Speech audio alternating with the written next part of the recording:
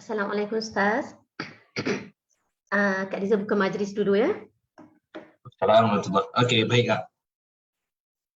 Auzubillahi minasyaitonirrajim. Bismillahirrahmanirrahim. Assalamualaikum warahmatullahi wabarakatuh.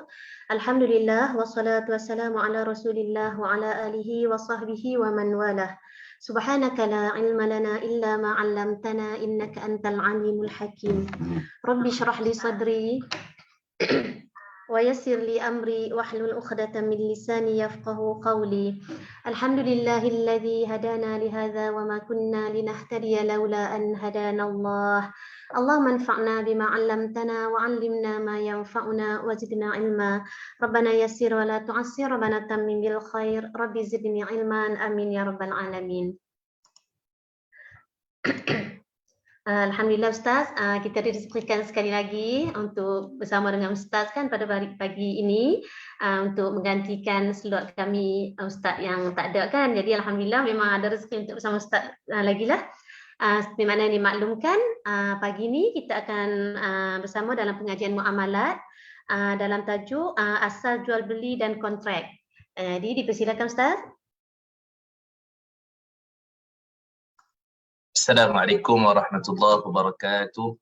Innal hamdalillah nahmaduhu wa nasta'inuhu wa nastaghfiruh wa na'udzu billahi min shururi anfusina wa min sayyiati a'malina man yahdihillahu fala mudilla lahu wa may yudlil fala hadiya lahu. Asyhadu an la ilaha illallah wahdahu la syarika lahu wa asyhadu anna Muhammadan 'abduhu wa rasuluh.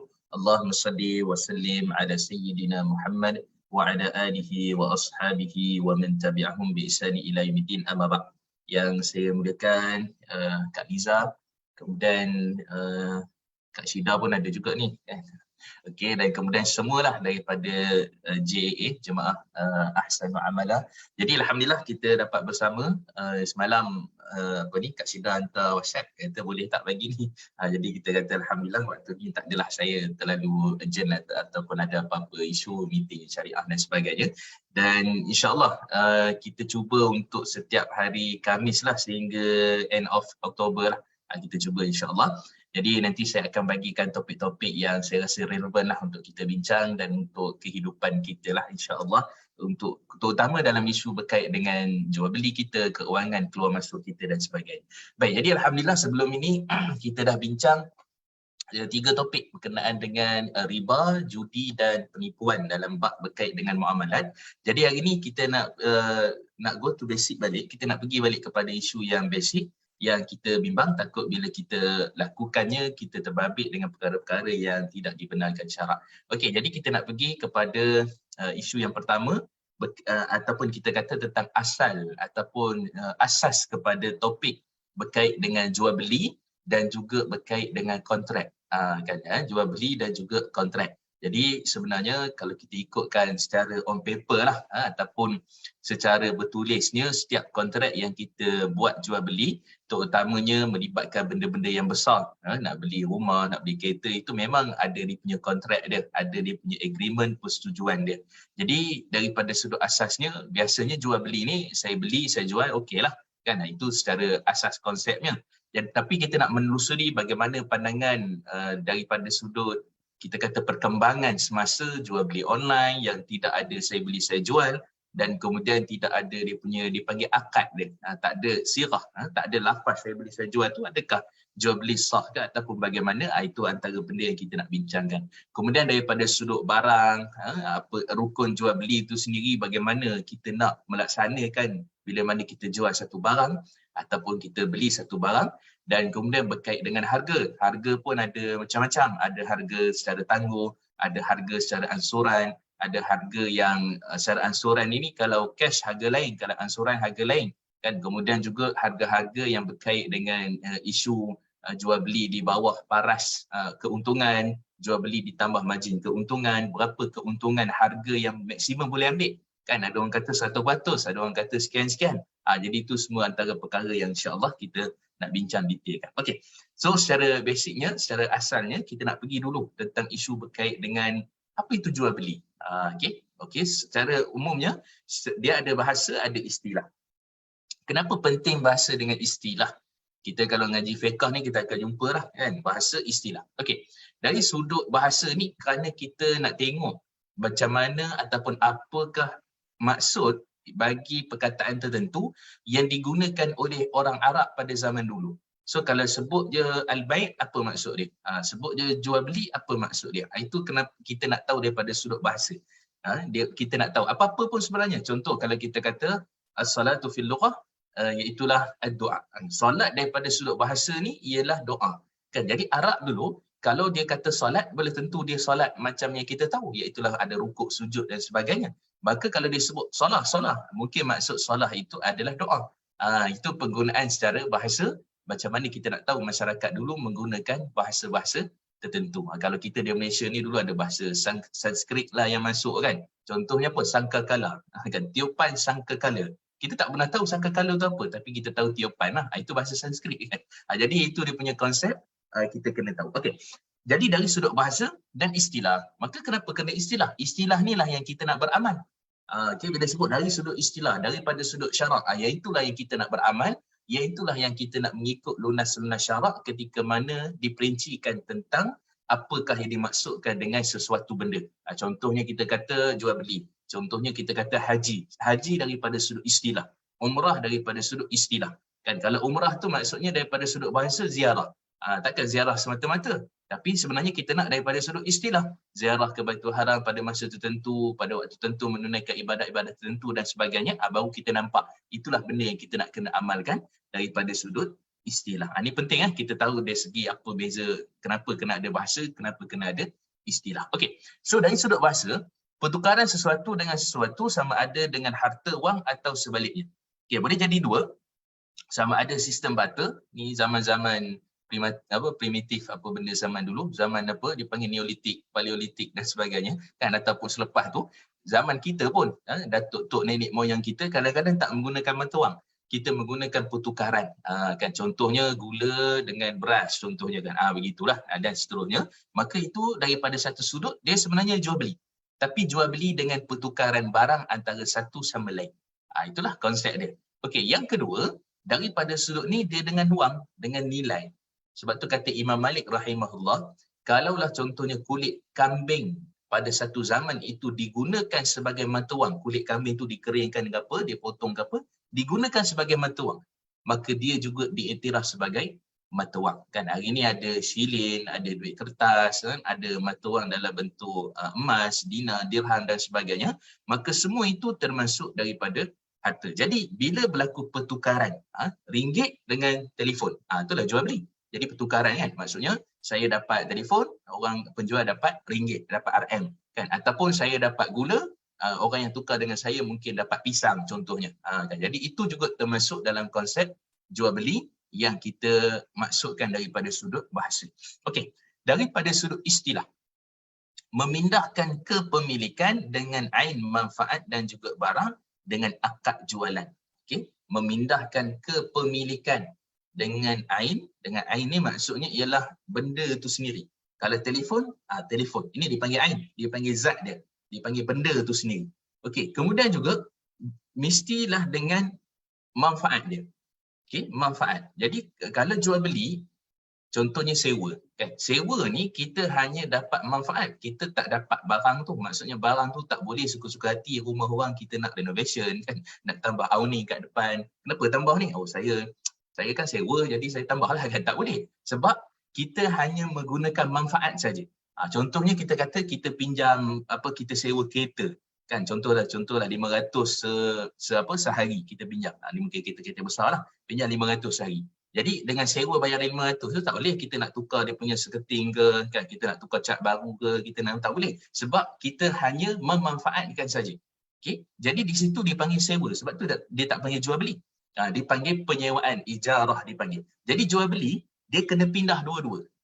Okay. Jadi maksudnya kalau rumah tu pemilikan dia punya, dia boleh manfaatkan rumah tu dia dapat dua-dua sekali. Jadi itu bermaksud dia satu perkara yang kita kata benda yang memang kita boleh manfaatkan daripada sudut kita guna habis. Yang kedua, kita boleh buat apa-apa saja pada rumah tu sebab kita memiliki zat ataupun memiliki benda tu, memiliki rumah tu sendiri. Jadi itu baru dipanggil sebagai jual beli.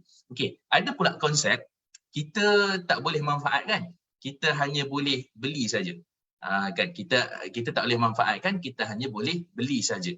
Okey, contohnya kita kata kita guna sesuatu, kita dapatkan sesuatu, kita hanya contoh kita kata apa? Katalah kita pinjam buku dekat pustakaan. Kan, tapi yang tu taklah maksudnya kita nak pinjam buku ke apa, kita kena bayar berapa sen, RM1 ke RM2, RM3 kan.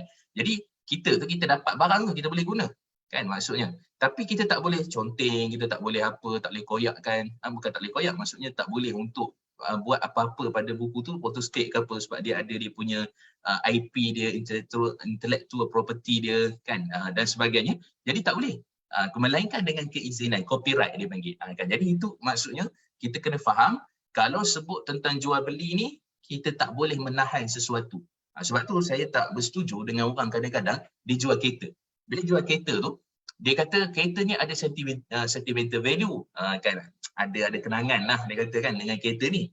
Jadi saya boleh jual dekat awak dengan harga contohlah RM20,000 ke RM15,000 cash lah maksudnya. Dan kemudian saya nak pakai dulu 3 bulan. Okay, saya nak pakai dulu 3 bulan. Duit dah bayar cash dah, tak boleh. Kerana apa? Kerana bila dah berlaku jual beli dengan cash dah dibayar dan sebagainya, dia kena serahkan kereta tu. Macam mana pula satu orang bila mana dia jual beli, dia tak dapat manfaat, dia tak dapat pula kereta tu. Sedangkan jual beli telah berlaku. Maka di sini kita kena jelas bahawa sebenarnya bila sebut tentang jual beli, mesti pindah. Pindah apa? Pemilikan barang tu sendiri dan juga memindahkan maksudnya manfaat yang boleh dimanfaatkan untuk orang-orang yang mana melakukan jual beli. Nanti insya-Allah kita akan detailkan lagi tentang isu ni dengan contoh-contoh. Okey. Kemudian kita tengok dulu dalilnya dalam surah An-Nisa ayat 29. Okey. Allah Subhanahu wa taala berfirman, a'udzubillahi minasyaitanir rajim, ya ayyuhalladzina amanu la ta'kulu amwalakum bainakum bil batil illa an takuna tijaratan 'an taradin minkum. Kemudian ayat tu ada sambung lagi, wala taqtulu anfusakum innallaha kana bikum rahima. Okey. Jadi pada surah An-Nisa ni, pada ayat 29 ni, Allah menyatakan, wahai orang-orang yang beriman di kalangan lelaki dan perempuan. Okey, biasanya kalau kita mengaji dalam tadabbur dan sebagainya, wahai orang beriman ni, ayatnya turun dekat mana? Biasanya merujuk kepada turun selepas hijrah. Kan? Maksudnya sebab ada ya ayyuhalladzina amanu. Kan ada orang kata turun dekat Mekah, turun dekat Madinah, tapi sebenarnya turun selepas hijrah itu adalah lebih tepat daripada sudut ulama berkait dengan ulumul Quran ataupun tadabbur. Okey. Jadi bila disebut tentang la ta'kulu larangan, jangan kamu makan harta kamu, harta di antara kamu dengan cara yang batil. Dengan cara batil ni sangat, kita kata perkataan yang sangat besar maknanya di sisi Allah Subhanahu wa taala. Bila sebut batil, semua jenis jual beli yang diharamkan. Okey, sama ada curi, riba, rompak, judi apa semua tadi kita sebutkan, maka Allah kata jangan kamu makan harta di antara kamu dengan cara yang batil. Maksudnya perkataan batil ni saja telah merujuk kepada semua transaksi yang haram yang tak dibenarkan, penipuan, mengelabui, muslihat, buat testimoni palsu, semualah yang mana dipanggil sebagai batil, maka itu semua termasuk daripada perkara yang Allah Subhanahu wa taala tidak benarkan. Okey, sebelum tu kalau ada persoalan yang minggu lepas ke, persoalan yang masih ada yang nak dibincangkan ke dan sebagainya, boleh chat. Okey, boleh chat, nanti kita akan bincangkan. Okey. Kita tengoklah kalau sempat saya cuba nak buat pengenalan juga pada hibah, wasiat dan faraid. Itu pun saya ingat penting juga tu. Nanti tengok pada CD apa kita akan bincangkan tentang hibah, faraid, tentang hibah, tentang wasiat. Ada juga harta sepencarian dan sebagainya pun mungkin penting untuk kita bincangkan dalam konteks masa. Okey, kemudian Allah menyatakan jangan makan secara batil illa an takuna tijarah, melainkan kamu melakukan perniagaan, ataupun kita kata perniagaan ataupun jual belilah. Itu jual beli dekat sini maksudnya yang diizinkan oleh syarak. Sebab tadi kata batil, maka lawan kepada batil yang diizinkan oleh syarak. Kemudian baru yang kedua, antara minkum, dan kemudian kamu saling redha, meredai antara satu sama lain. Lagi kita bincang macam mana redha dalam bab muamalat ni. Beli durian musangking RM50 sekilo, tak puas hati, tapi sebab nak rasa makan jugalah. Lepas tu cakap saya tak puas hati betul, saya tak redha bayar RM50 tapi makan juga. Kan? Jadi macam mana? Itu dia punya konsep yang kita nak bincangkan kat sini. Okey, jadi bila disebutkan wahai orang beriman, jangan kamu makan harta secara di antara kamu dengan cara yang batil, melainkan kamu gunakan konsep perniagaan, iaitu jual beli. Kita sebut tadi. Akan lakukan jual beli, tukar duit dengan duit, tukar duit dengan barang ataupun barang dengan barang, kita sebut tadi. Dan kemudian yang kedua, antara minkum, dan kamu saling redha meredai antara satu sama lain. Baik. Jadi dalam bab muamalah ni, benda tu sendiri kena betul lah. Daripada sudut syarak, dia tak boleh termasuk dalam perkara yang dilarang. Kan? Dia kena betul lah maksudnya. Tak boleh kita kata redha lah, kita redha je lah kot. Ni bagi apa ni hadiah ni? Ni dia macam rasuah lah, tapi tak apa, kita redha lah. Jadi redha tu dia bukan menduduki tempat yang pertama. Tempat yang pertama mesti betul dulu kontrak tu. Mesti betul dulu ikut syarat apa yang kita nak buat tu. Nak jual beli ke, nak meniaga ke, nak melabur ke, kena betul dulu. Baru redha di antara kamu. Kan orang hari ni dia gunakan istilah redha ni untuk buat banyak perkara-perkara yang melanggar hukum hakam syarak. Kan. Jadi contoh kita tukarlah, okeylah kita redha je lah kan. Padahal benda tu haram. Kan contohnya kan, ataupun kita kata buat satu perkara yang sekian-sekian lah, yang maksudnya dari sudut keuangan yang diharamkan, tak apa, yang penting redha. Tak boleh. Redha ni menduduki tempat yang kedua. Yang penting betul dulu daripada sudut syarak. Ni saya ulang banyak kali kerana benda ni sangat penting dan dia adalah salah satu daripada perkara yang Allah suruh perintah pada kita. Okey, kalau kita tengok pada hujung ayat tu, Allah menyatakan wala taqtulu anfusakum innallaha kana bikum rahima. Jangan sampai kamu yakni saling membunuh diri kamu, saling berbunuhan, sesungguhnya Allah amat kasih, amat sayang kepada kamu. Baik. Ayat ini apa kaitan makan harta batil, kemudian Allah suruh kita jual beli kalau nak dapat satu barang, dan kemudian redha, dan kemudian Allah kata jangan kamu saling membunuh antara satu sama lain. Apa kaitan membunuh dengan antara satu sama lain?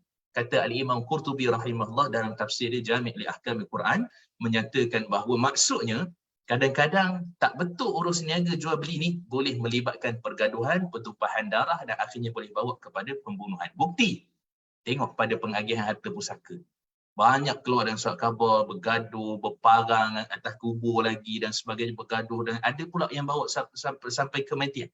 Rupanya betul lah. Kalau makan harta batil ni melibatkan urusan sama manusia ni tak betul, dia akan pergi kepada pergaduhan, pertumpahan darah, akhirnya bawa kepada pembunuhan. Maka sebab tu Allah kata, jangan kamu saling berbunuhan. Wala taqtulu anfusakum innallaha kana bikum rahima. Menunjukkan bahawa Allah tahulah natijah kamu makan harta batil, natijah kamu ambil harta orang, kan, menipu dan sebagainya, akan pergi akhirnya kepada pembunuhan. Maka sebab tu Allah kata, innallaha kana bikum rahima, Allah amat kasih, Allah amat sayang kepada kamu.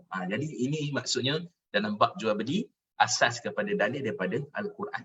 Okey, daripada hadis Nabi SAW daripada Sayyidina Az-Zubair ibn Al-Awwam. Az-Zubair bin Al-Awwam ini adalah salah seorang sahabat yang dijamin syurga, dan beliau ini ialah bankers pada zaman Nabi. Kalau tengok sejarah perbankan Islam, sejarah yang simpan deposit, simpan duit dekat dia, maka namanya Az-Zubair ibn Al-Awwam. Kerana beliau ini seorang yang mana boleh kita katakan setiap kali sahabat nak bermusafir, ada sahabat ni yang takut rumah dia masuk perampok pencuri. Kan? Jadi dia orang pun simpanlah duit dekat Sayyidina Zubair ibn Al-Awwam. Kan? Simpan duit dekat Sayyidina Zubair ibn Al-Awwam. Bila simpan duit tu, Sayyidina Zubair bin Awam, riwayat dalam Imam Al-Bukhari, takkan simpan saja. Rugilah Sayyidina Zubair bin Awam. Maka beliau kata, menyatakan bahawa bila mana aslaf tu, maksudnya aku pinjam. Kan kata beliau, aku pinjam. Maksudnya setiap orang yang letak duit, deposit dekat dia, dia kata aku pinjam. Al-Qard. Fungsi bank sekarang pun macam ni lah sebenarnya. Kan dia pinjam duit kita. Dia letak tu, kita boleh keluar duit tu bila-bila masa, tapi sebenarnya dia pinjam duit kita. Kan dia laburkan apa ke, dia dapat profit ke apa, tapi hakikatnya dia meminjam duit kita. Jadi Zubair bin Awam dia kata aku pinjam. Bila pinjam tu, ada sahabat yang bersafir lama, kadang-kadang tu ke negara-negara tertentu, ambil masa mungkin hampir setahun, lebih pada tahun dan sebagainya. Maka Sayyidina Zubair dia buat apa? Dia pergi beli hartanah. Dia beli property. Kan? Hari ni orang buat property kan, buat hartanah. Kan dia beli rumah, dia beli tanah dan sebagainya. Rupanya sehingga habis duit dalam pegangan dia tu, dia beli. Kan ada yang sampai bersafir 4-5 tahun dan sebagainya. Zubair bin Awam pun pinjam duit tu dan kemudian beli. Ramai orang letak berjuta-juta dinar dekat Sayyidina Zubair bin Awam. Kan? Kemudian selepas tu, sampailah Sayyidina Zubair bin Awam ni meninggal dunia. Kan hanya tinggal, ada riwayat sebut sampai tak ada dinar dirham, tapi yang ada 11 bidang tanah.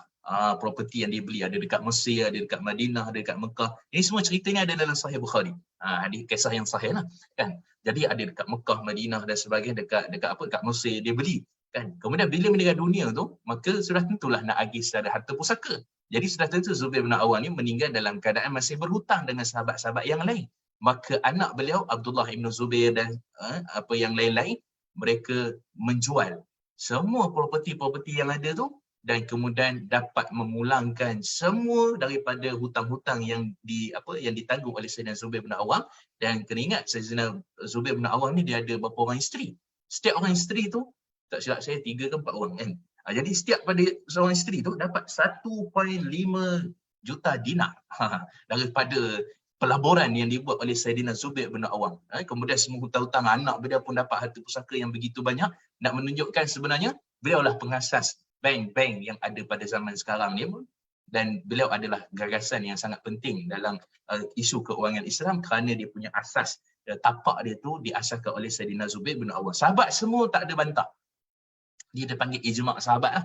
Kesepakatan di kalangan sahabat, tak ada bantah apa yang Sayyidina Zubair bin Awam buat ni, tapi agak berisiko lah kan, sebab meninggal dunia dalam keadaan berhutang. Tapi alhamdulillah semua hutangnya dilansaikan, bahkan meninggalkan duit yang begitu banyak, berjuta-juta kepada ahli keluarga dan juga isteri Sayyidina Zubair bin Awam. Okey, jadi beliau meriwayatkan, kata Sayyidina Zubair bin Awam, la ay ya'khudha ahadukum hablah fayati bihuzmatin hatab ala dhahri fayabi'aha fayakuffa Allahu biha wajha khairul lahum min ay yas'al an-nas atahu aw mana'u. Okey, sungguh seorang dari kalian yang mengambil tali lalu dia mencari seikat kayu api dan dibawa di atas belakangnya, kemudian dia menjualnya, lalu Allah mencukupkannya dengan kayu itu, lebih baik daripada dia meminta-minta kepada manusia, baik manusia itu memberinya ataupun menolaknya. Hadis riwayat Imam Al-Bukhari. Kan ini pentinglah, maksudnya usaha untuk bekerja. Kan, jadi bekerja ni boleh jadi macam-macam. Ada bekerja yang melibatkan swasta, melibatkan kerajaan, berniaga sendiri dan sebagainya. Maka yang penting galakkan bekerja ini memang adalah satu perintah daripada Rasulullah sallallahu alaihi wasallam. Bahkan Nabi sendiri bekerja, iaitulah ma min nabiyyin illa yar'al al-ghanam, kata Nabi sallallahu alaihi wasallam dalam riwayat Imam Al-Bukhari, tidaklah ada di kalangan nabi itu melainkan kebanyakannya pekerjaan mereka adalah memelihara kambing. Kan Nabi melihara kambing, ada sebahagian nabi-nabi lain pun sama, ada yang tukang besi, ada yang sekian-sekian dan sebagainya. Jadi kita nak bagi tahu pekerjaan itu terutama bagi lelaki lah, ini pun penting kan, untuk nafkah, untuk apa semua. Pada hari ini kalau tengok kes-kes yang banyak masuk ke mahkamah, kes si suami tak membagi nafkah kepada isteri, abaikan anak-anak dan sebagainya kan. Jadi kita kata kahwin nak kan, kemudian bersuami isteri nak, tapi bila bagi tanggungjawab maka isu kan. Sebab tu kalau tengok dekat Selangor sehingga Mac 2022 kan, setahun saja tempoh, lebih hampir 60,000 kes penceraian yang berlaku di Selangor. Kan. Jadi itu kes apa tu? Antaranya kes ni lah, iaitu isu keuangan, isu harta, isu tak menjalankan tanggungjawab yang sepatutnya kepada anak dan juga isteri. Dan kes ni kita memanglah kadang-kadang tu malas lah siapa nak naik mahkamah kan, sebab tu suami kita, tu kadang isteri dan sebagainya. Jadi benda ni jadi besar bila mana dah tak tahan dah tak sabar dan sebagainya tentang isu ataupun kerenah yang dilakukan oleh suami. Jadi kita sebut kat sini hadis ni menjadi dalil wajib terutama bagi suami untuk mencari nafkah dan mencukupkan apa yang dia mampu kepada anak dan juga isterinya. Okey, habis. Kita nak pergi kepada rukun jual beli. Okey, jadi rukun jual beli ni dia penting. Kerana kalau tak ada rukun ni, maka tak adalah jual beli. Kan? Okey, jadi 3 rukun jual beli. Rukun ni ambil daripada mana? Rukun ni ambil daripada Quran dan hadis Nabi sallallahu alaihi wasallam, dan para ulama membentuknya supaya bila kita nak jual beli maka kena ikut yang ni. Macam kita nak salat kena ikut yang ni. Macam kita nak buat haji maka ni rukun-rukun dia, ni wajib dia. Begitulah juga dengan bab berkait dengan muamalat. Kerana isu bab muamalat ni, jual beli ni dia adalah fardu ain. Sebab kita nak tahu halal haram, terutama bagi yang nak berniaga, nak jadi dropship ke, nak jadi affiliate ke, kan, nak buat jadi agent ke dan sebagainya, nak berniaga, dia mesti tahu benda-benda ni secara ringkas. Sebab kalau dia tak tahu, dibimbangi takut makan harta batil tadi. Harta yang Allah haramkan kerana tidak cakna dalam isu berkait dengan buat muamalat. Sebab tu Saidina Umar Khattab dalam riwayat Imam Tirmizi menyatakan ini penting. Patut ini jadi trademark kepada peniaga. Dalam kelas-kelas marketing ke apa ke yang dianjurkan kena sebut benda ni. Kan sebab tu Saidina Umar Khattab menyatakan la tabi' fi suqina aw la yabi' fi suqina illa man qad tafaqqa. Jangan kamu berjual beli di pasar kami melainkan kamu tahu tentang hukum hakam perniagaan. Okey, ini penting ni. Sebab tu apa saja perniagaan, apa saja kelas-kelas marketing ke, kelas-kelas perniagaan ke, nak jadi jutawan ke, apa saja nama kelas tu, kita datang tu patutnya apa yang ditekankan juga adalah ini benda ni. Berkait dengan apa? Berkait dengan tafaqquh, memahami ilmu-ilmu yang berkait dengan jual beli muamalat dalam Islam secara ringkas lah. Bukan nak dalam, secara ringkas tahu ni halal, ni tak boleh, ni okey, ni tak okey dan sebagainya. Maka itu sangat penting. Kerana kita nak cari benda yang halal. Okay. Bukan ada setengah tu orang salah guna. Dia gunakan kelas marketing ni untuk 10 minit pertama dia kata kita ni kalau nak kaya kalau nak kaya kena solat duha jangan tinggal, kena sekian-sekian, kena bagi sedekah nanti Allah akan jadi kaya. Bagi sedekah kaya. Jadi benda tu doktrin yang ditanamkan. Kan maksudnya buat ibadat ni dah ada niat lain dah. Saya orang yang paling tak bersetuju bila kelas-kelas marketing, kelas-kelas apa ni kan yang mereka anjurkan ni macam mana kelas nak dapat 1 juta dalam tempoh 1 tahun contohnya kan. Jadi apa-apa kelas lah kan, meroket ke tak roket ke apa semua kan, iklan ke macam mana cara nak iklan, macam-macam. Jadi patutnya bukan guna slogan agama tu, kita kena begini supaya nanti kita kaya, kita kena ni, kena begini. Sebenarnya niat pun dah salah lah.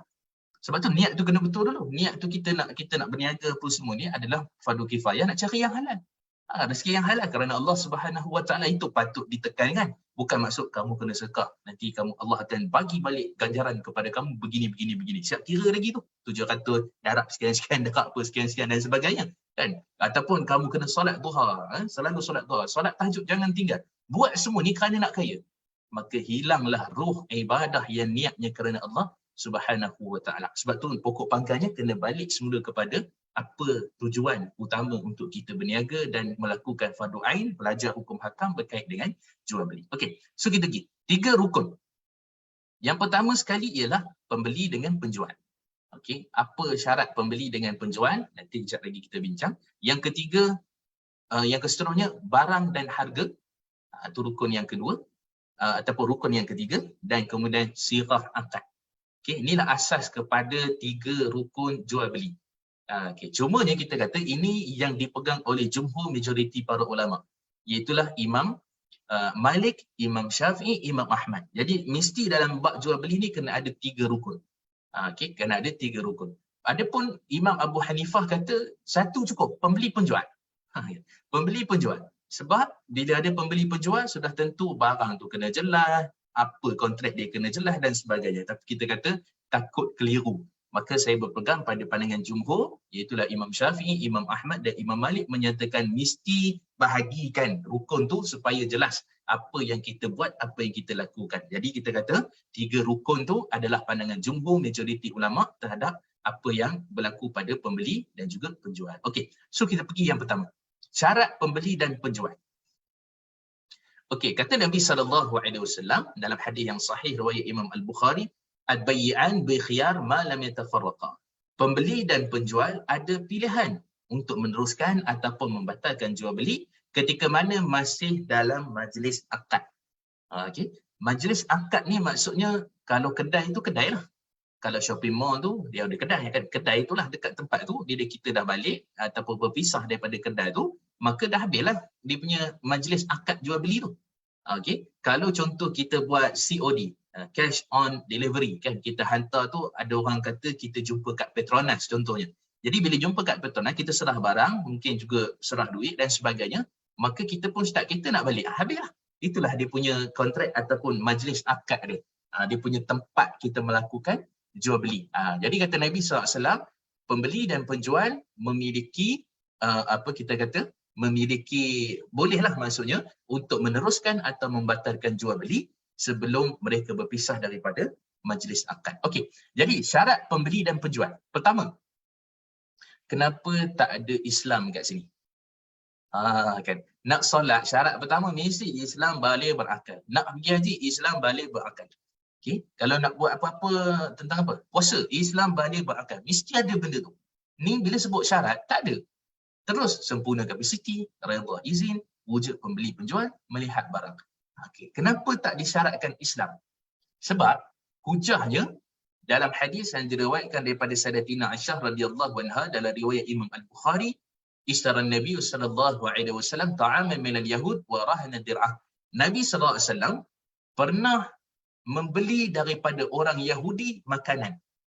Makanan sini maksudnya yang halal lah, kurma, gandum dan sebagainya, Nabi pernah beli. Sehingga kan Nabi berhutang. Dan Nabi berhutang itu warahna dir'ah, sehingga Nabi menggadaikan baju besi baginda Nabi sallallahu alaihi wasallam. Kan? Sehingga kan Nabi sallallahu alaihi wasallam wafat, baju besi itu tak dapat dituntut. Melainkan pada zaman Sayyidina Abu Bakar As-Siddiq, baru Sayyidina Abu Bakar As-Siddiq pergi tuntut baju besi Nabi sallallahu alaihi wasallam. Maksudnya bayarkan balik dan kemudian ambil baju besi baginda Nabi sallallahu alaihi wasallam. Nabi buat itu kerana dua perkara. Pertama, kenapa Nabi gadaikan baju besi dan ambil makanan daripada orang Yahudi? Pertama, sebab keperluan Nabi dan juga isteri-isteri baginda Nabi sallallahu alaihi wasallam. Yang kedua, kerana Nabi nak bantu orang susah. Sebab kadang-kadang ada orang datang tu minta dekat Nabi SAW, minta makanan, minta apa. Kan kadang-kadang tu tak mampu Nabi nak penuhi, maka Nabi kata kamu pergilah ambil daripada orang tertentu, nanti aku bayarkan. Itu konsep dia gitulah. Maksudnya ambil pada siapa-siapa, nanti Nabi yang menanggung hutang orang yang ambil barang-barang tu. Kan. Jadi kita kata di sini menunjukkan syarat dia tak disyaratkan Islam untuk kita berjual beli. Kan. Jadi dalam konsep ini tak disyaratkan Islam itu, banyak produk-produk dekat luar sana bukan orang Islam buat. Maggi, tepung, susu dan sebagainya bukan syarikat orang Islam yang buat. Kan. Tetapi mereka ini telah mengikut standard JAKIM. Maka apa JAKIM kata nak jadikan satu syarat produk tu halal, dia ikut. Kilangnya macam mana, kebersihannya macam mana, bahan-bahan digunakannya macam mana, pekerjanya macam mana, semua dia ikut. Maka sebab tu kalau kita tengok betapa banyaknya syarikat-syarikat non-Muslim yang menghasilkan produk makanan, mereka dapat sertifikat, dapat CJ halal JAKIM. Sebab mereka ikut. Kan, sebab mereka ikut. Tapi bila syarikat orang Melayu, sebab syarikat orang Melayu itulah masalah dia. Melayu Islam tak perlu sertifikat. Padahal sebenarnya kadang-kadang tu lebih teruk dia punya tu, kotor lah, kilang dia teruk, tikus, semua ada dalam tu kan. Jadi itu dia punya konsep dia. Jadi kita nak kata dekat sini, memang tak disyaratkan seorang yang nak membeli tu mesti Islam. Tetapi barang-barang yang nak dibeli itu mesti halal. Itu dia punya konsep. Jadi timbullah isu dekat sini. Habis itu macam mana boykot orang Yahudi punya barang, boykot Zionis punya barang apa semua. Isu boykot isu yang lain. Isu membeli itu boleh ke tak beli, itu hukumnya boleh. Iaitulah berkait dengan pembelian barang-barang daripada orang bukan Islam. Tak ada masalah. Kan produk-produk yang ada pada hari ni. Tuan-tuan tengok dekat produk penapi air dekat rumah tuan-tuan kan, perempuan kan. Dia tengok produk penapi air tu. Kan? Adakah itu orang Islam yang hasilkan? Ataupun barang tu daripada Islam, sehingga timbul isu ada setengah jenis penapi air ni ada daripada bulu khinzir lah, macam-macam lah kan. Tapi kita nak kata, ada halal pada JAKIM. Mereka ikut sertifikat macam mana cara nak bagi halal tu. Kan mereka pun apply JAKIM punya ni, bahan digunakan, batu dia ke, dia punya bulu dia ke, pemprosesan dia ke, apa dan sebagainya, maka JAKIM bagi sertifikat halal. Contohnya lah begitu. Jadi ini satu perkara yang penting sebenarnya untuk kita faham, bahawa sebenarnya asal jual beli itu tak semestinya kita wajib membeli hanya sesama Muslim, tapi boleh beli barang lain, tapi dengan syarat barang itu memenuhi, mencukupi apa syarat-syarat yang diletakkan oleh Islam lah. Terutama kita kata JAKIM lah dalam isu produk-produk makanan dan sebagainya, kerana mereka ni sebenarnya persejilan halal yang diiktiraf oleh dunia. Kan JAKIM ni ketat sebenarnya daripada sudut bagaimana mereka nak bagi satu-satu sijil halal kepada sesuatu produk. Okey, itu cerita dia. Jadi kenapa tak letak Islam? Okey, yang pertama, sempurna kapasiti rasional. Kan? Sempurna kapasiti ataupun rasional dekat sini maksudnya ialah dia ini boleh kita katakan sebagai baligh dan berakal. Okey, tadi kita kata syarat dia tak semesti Islam, tapi di sini baligh dan juga berakal. Baligh dan juga berakal. Jadi bila kita kata tak semesti Islam, boleh tak kita pinjam duit pada orang bukan Islam? Boleh. Kan boleh tak kita jual beli dengan orang bukan Islam? Boleh, dengan syarat benda tu halal lah. Benda yang dijual beli kan. Boleh tak kita nak buat apa gadai dekat orang bukan Islam? Gadai tu ada problem sikit kan. Tapi kita kata secara umumnya dekat Malaysia ni dah ada Arwah Nur, pajak gadai Islam, Bank Rakyat ada, Bank Muamalat ada, Yapim ada. Guna yang tu lah, jangan guna yang pajak gadai yang tidak Islamik tu, kerana dia ada riba kat situ. Itu bahaya kan. Okey. Jadi sebut kat sini baligh berakal. Jadi bila baligh berakal ni timbul persoalan. Macam mana anak-anak kita jual beli? Yang masih kat sekolah kan, bagi belanja kat dia ni, ambil long. Long pun baru dikatakan baru darjah 3 kan. Jadi bagi pun RM2, RM3 kat dia, ni nanti belanja elok-elok tu, ada lebih simpan kan. Kita pun bagi kat dia. Dia tak balik, dia tak balik lagi. Kan dia bermayis dah. Dia bermayis, dia boleh beza ni RM1, RM2 kan. Apa beza memayis dengan balik? Okey, memayis ni kata kitab pengarang Mawsu'ah Fiqhiyah Kuwaitiyah. Kan ini satu kitab yang ada 50 jilid, dihasilkan oleh kerajaan Kuwait. Dia menghimpunkan semua daripada pandangan-pandangan ulama yang muktabar. Ada 50 jilid kan. Saya ingat DBP telah pun usaha untuk terjemahkan ni. Saya pun ada terlibat juga dulu, tapi tak berkesempatan. Kan adalah ustaz para asatizah kita yang cuba terjemah. Tapi 52 jilid tak tahu tahun bila siap. Dia macam menunggu tempoh naik haji kan. Haji berapa? 2083. Macam itulah lebih kurang kan dia punya, tak tahu bila siap. Tapi nak katanya kitab tu sangat bagus. Sangat hebat. Baik, dalam kitab tu menyatakan biasanya nak tahu anak kita memayis ni, dia dah boleh berdikari sikit. Contohnya apa? Contohnya dia pakai baju seluar, dia dah boleh sendiri, makan pun dah boleh sendiri kan. Duit setakat RM2, RM3, RM5, RM10 dia boleh beza. Ni duit RM10, ni duit RM5 dia kata. Kan. Jadi mumayyiz, maksudnya dia dah pandai sedikit berdikari. Itu dia panggil mumayyiz. Maksudnya buang air pun dia dah boleh pandai sendiri pergi bilik air kan. Tak adalah masa duduk pampers lagi. Contohnya gitulah kan. Jadi umur 6 tahun, 7 tahun tu dia, ataupun 5 tahun, dia dah ada dah sifat-sifat yang boleh membezakan. Itu panggil mumayyiz. Mumayyiz ni maksudnya membezakan. Dia boleh sikit berdikari. Makan apa semua dah macam tu. Okey. Tapi kalau jenis manja memang suka makan bersuap, tu cerita lain. Jadi kita nak kata ni adalah dia boleh membezakan. Ni pakai seluar, kan, ni makan, ni sikat rambut sendiri contohnya kan. Ni duit ni ada RM1, RM2 belanja dan sebagainya, ni pakai kasut reti dan sebagainya. Itu ada ciri-ciri mumayyiz. Adapun baligh ni dia mesti ada sifat dia lah. Kalau wanita tu macam mana sehinggalah dia keluar darah, kalau lelaki tu sehinggalah mana dia mimpi dan sebagainya, itu dipanggil sebagai konsep baligh. Antaranya kalau lelaki 15 tahun lah lebih kurang, dan kemudian kalau wanita itu dia tengok kepada umur dia. Kan mungkin ada 9 tahun kadang-kadang ataupun lebih lagi, mungkin 11 tahun. Tengok pada faktor negeri, cuaca dan juga keadaan pun mempengaruhi hormon bagi wanita-wanita ataupun budak-budak ni. Okey. Jadi bila sebut tentang kanak-kanak yang berjual beli. Okey, contoh, ni biasa buat kan. Kita pergi kat Petronas ke kat mana, kita minta anak kita ni long. Anak kita umur apa? Umur 10 tahun, lelaki ke 11 tahun kan. Balik sekolah ke apa, pergi bagi kat kaunter RM50, cakap RM50 kuning, pam nombor 5. Contohnya kan. Kita malas nak turun kan. Kita bagi kat anak kita. Sah tak jual beli? Okey, maka di sini jumhur majoriti ulama menyatakan bahawa asalnya jual beli budak-budak yang mumayyiz, mereka kata tidak sah. Tidak sah. Ada keringanan daripada sebahagian mazhab yang lain. Ni kita kata mazhab lain lah ni. Iaitulah mazhab Imam Ahmad sebahagiannya menyatakan bahawa sah dengan pemantauan wali. Maksudnya gini, kita tinggalkan, kita bagi duit kat dia tu kan, dia pergilah beli ke bagi kat kaunter ke apa ke, maka kita pantau dia.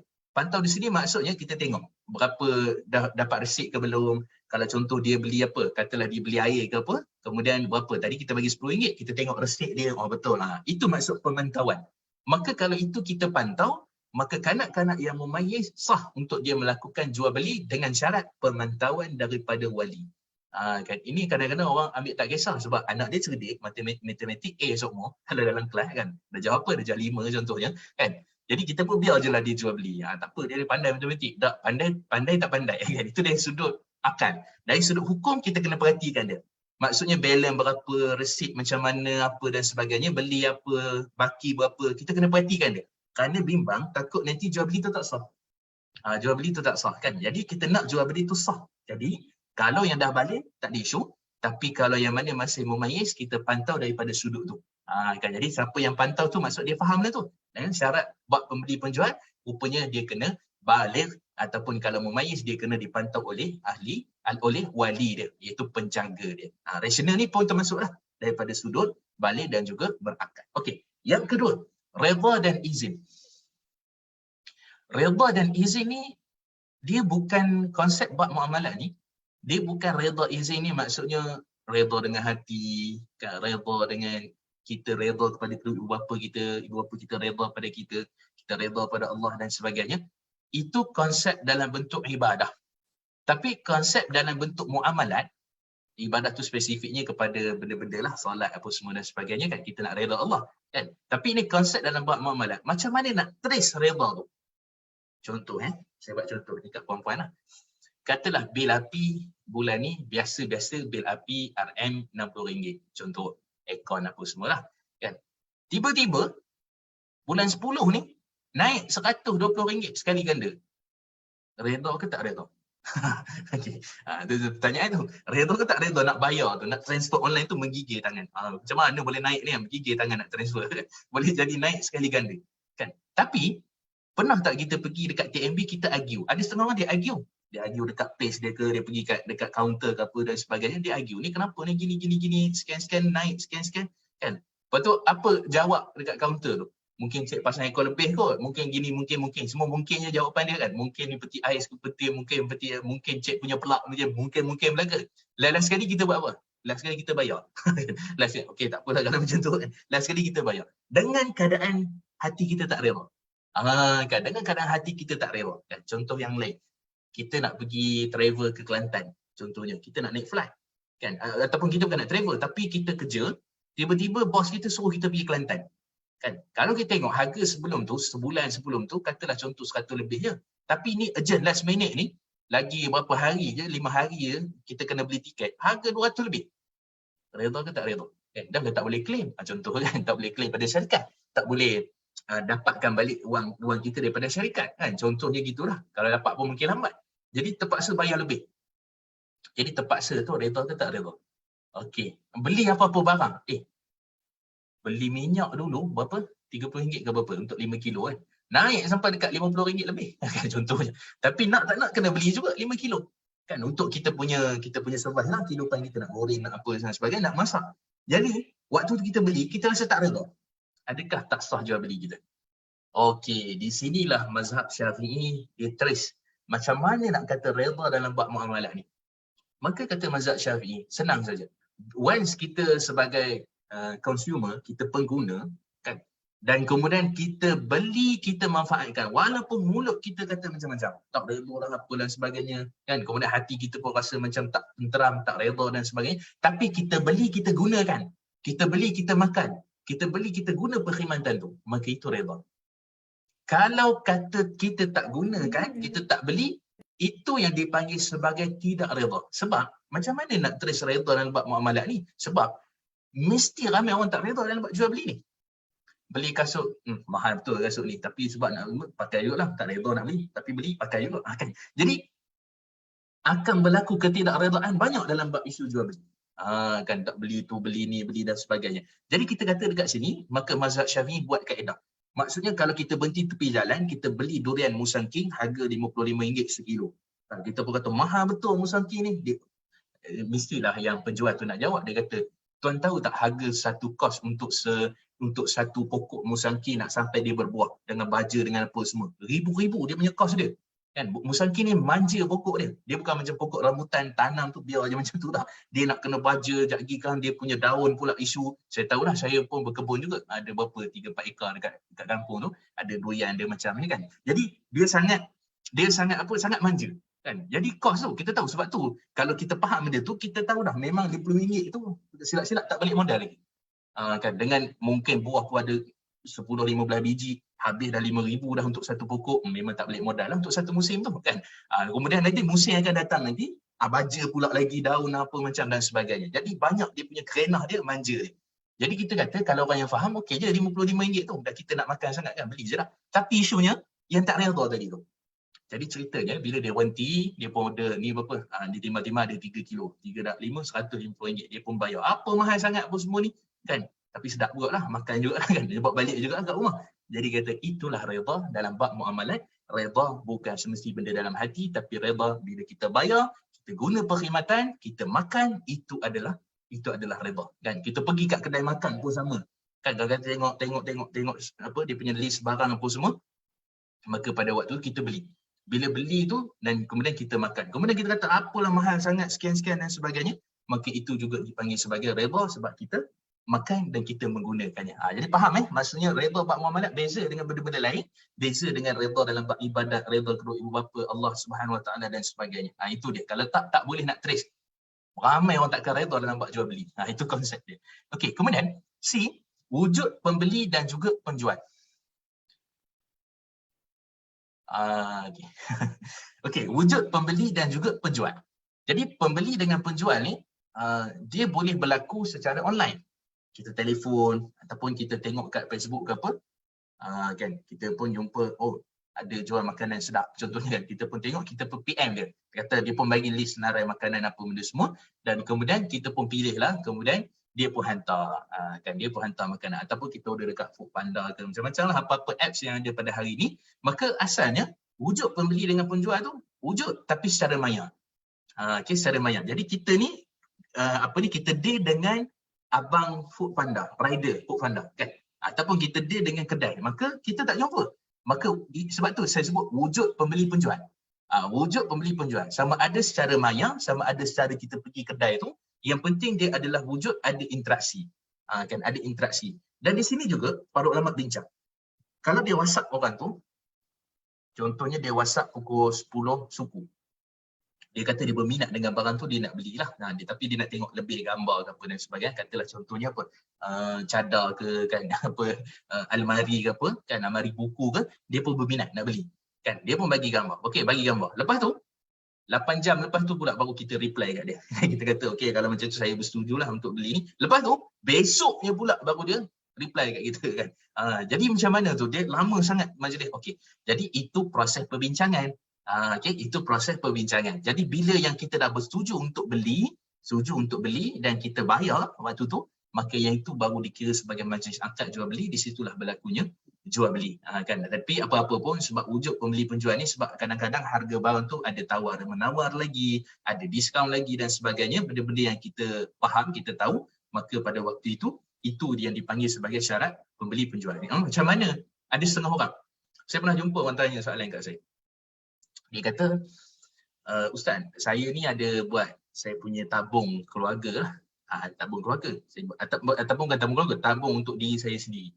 Setiap bulan saya komitmen letak RM RM50. RM50 kat situ. Jadi ada satu bulan ni, saya betul-betul tak mampu nak letak, bahkan saya tak ada duit. Jadi saya pun ambil lah duit daripada tabung tu, wajib tak saya pulang balik. Sebab saya dah berniat wajib untuk letak tiap-tiap bulan. Tiba-tiba bulan ni saya ambil pula tu, wajib tak saya nak pulang balik. Saya kata, mana ada orang berhutang dengan diri sendiri? Boleh faham tak maksud dia? Dan mana ada orang, dia mesti dua pihak. Maksudnya mesti ada pembeli penjual, kita berhutang dengan orang, makanya itu menjadikan wajib untuk kita bayar. Kan? Sebab kalau kita kata nazar ni hutang kita dengan Allah. Kan, wajib pada diri kita ni belum tentu wajib bagi Allah Subhanahu Wa Taala. Kita rasa wajib menabung setiap bulan, tapi bagi Allah tak wajib. Kan, daripada sudut hukum tak wajib. Jadi waktu tu kita yang mewajibkan pada benda-benda yang harus ni, maka kita kata bila mana kita mewajibkan benda tu, maka tak adalah jual beli di antara satu sama lain. Kan, ini jadi isu pada wakalah. Wakalah ni maksud wakil. Terutama orang yang jual kereta, yang jual rumah. Okay, jual kereta, yang jual rumah. Terutama jual kereta lah, salesman. Okay, salesman ni, dia jual kereta, sales car kan. Dia wakil kepada kita. Kan? Okay, maksudnya dia urus dengan kita.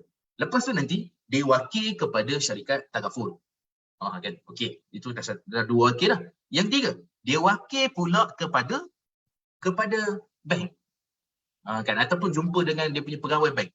Jadi 3-4 wakil ni dalam satu isu transaksi. Kan? Dalam satu isu transaksi. Kalau ikut mazhab Syafi'i tak boleh macam ni sebenarnya. Ikut mazhab Syafi'i tak boleh kerana satu wakil tu untuk satu benda je. Maksudnya saya mewakilkan kepada pihak ni, maka kita pun dekat bank contohnya. Ni bank pun sama, takaful pun sama, orang ni pun sama. Kan silap nanti dia tu sebagai hanya negotiation je kan. Tapi dia pula wakil kepada syarikat kereta contohnya. 4 kali wakil ni. Kan, jadi di situ ada beberapa isu sebenarnya, tapi ada sebahagian mazhab membenarkan selagi mana benda tu telus. Maksudnya yang ni betul-betul wakil, yang ni betul-betul wakil, yang ni betul-betul wakil, berapa kali wakil tak tahu kan. Jadi banyak wakil dekat situ. Jadi secara umumnya kita kata dialah wakil kepada semua, maka ada isu. daripada sudut pembeli penjual tu, dia ada conflict of interest. Orang ni kadang nak tawar macam mana, dekat Takaful pula macam mana, dekat bank macam mana, pegawai kereta macam mana. Jadi serabut dekat situ. Tapi itulah yang berlaku dekat Malaysia.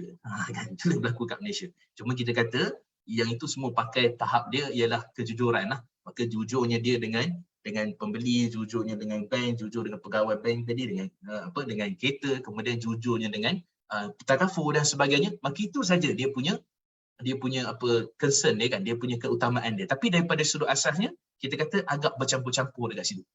Itu punya konsep dia. Itu masih khilaf lagi lah, ada perbincangan di kalangan para ulama fiqh. Okey, kemudian di melihat barang. Ini penting. Sama ada lihat barang, sama ada lihat katalog, tu sama. Kan? Mesti sebab tu penjual wajib untuk menjual barang ataupun memberikan seperti mana yang ditempah. Kan hari ni kalau tempah kereta memang lama 6 bulan sampai setahun berada. Kan nak itu masa PKP dan sebagainya, saya boleh PKP pun orang beli kereta banyak kan, terutama kereta-kereta baru lah kan. Jadi nak ceritanya ialah tempoh tu lama sangat dan kadang-kadang tu tak ada dekat showroom pun. Kita berkenan tengok video kat YouTube ke apa, oh bagus kereta ni, cantik kereta ni, kita pun berniatlah nak beli. Kan pergilah submit booking ke dan sebagainya kereta tu. Dan lepas tu 6 bulan baru ada. Kita tak tengok spek dia macam mana dan sebagainya. Tapi kita tahu dah tulis spek macam mana enjin, macam mana apa semua dan sebagainya lah. Jadi kita pun booking. Berdasarkan katalog, gambar-gambar yang disediakan oleh pihak syarikat. Okey, kalau macam tu harus ke tak harus, boleh ke tak boleh? Boleh. Dengan syarat penjual mesti memenuhi segala benda yang kita nak tu. Maksudnya warna dia, maksudnya sekian-sekian dan sebagainya, kita mesti memenuhi. Sebab itu yang kita tempah.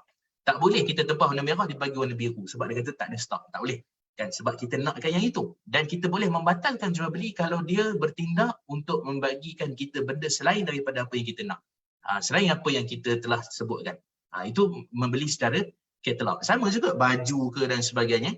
Dan sebab tu ada dipanggil dalam fiqh kita khiyar majlis ataupun khiyar aib ataupun khiyar wasfu, khiyar khalaful wasfi. Apa maksud khiyar ni? Khiyar ni ialah pilihan untuk kita meneruskan atau membatalkan jual beli ketika mana barang itu mungkin ada benda yang rosak ataupun benda yang kita tak selesa. Benda tak selesa ni maksudnya ialah kita order warna biru sampai warna merah contohnya. Kan? Jadi yang ni dipanggil khiyar khalaful wasfi. Khiyar pada benda yang kita tak puas hati. Pada barang yang sampai pada kita. Sebab tu dalam agama kita ada hukum. Kan ada hukum dia. Sebab tu setakat ni saya tak pasti lagi Shopee ke Lazada ni ada tak penasihat syariah mereka daripada sudut tu. Saya ingat saya tak ada.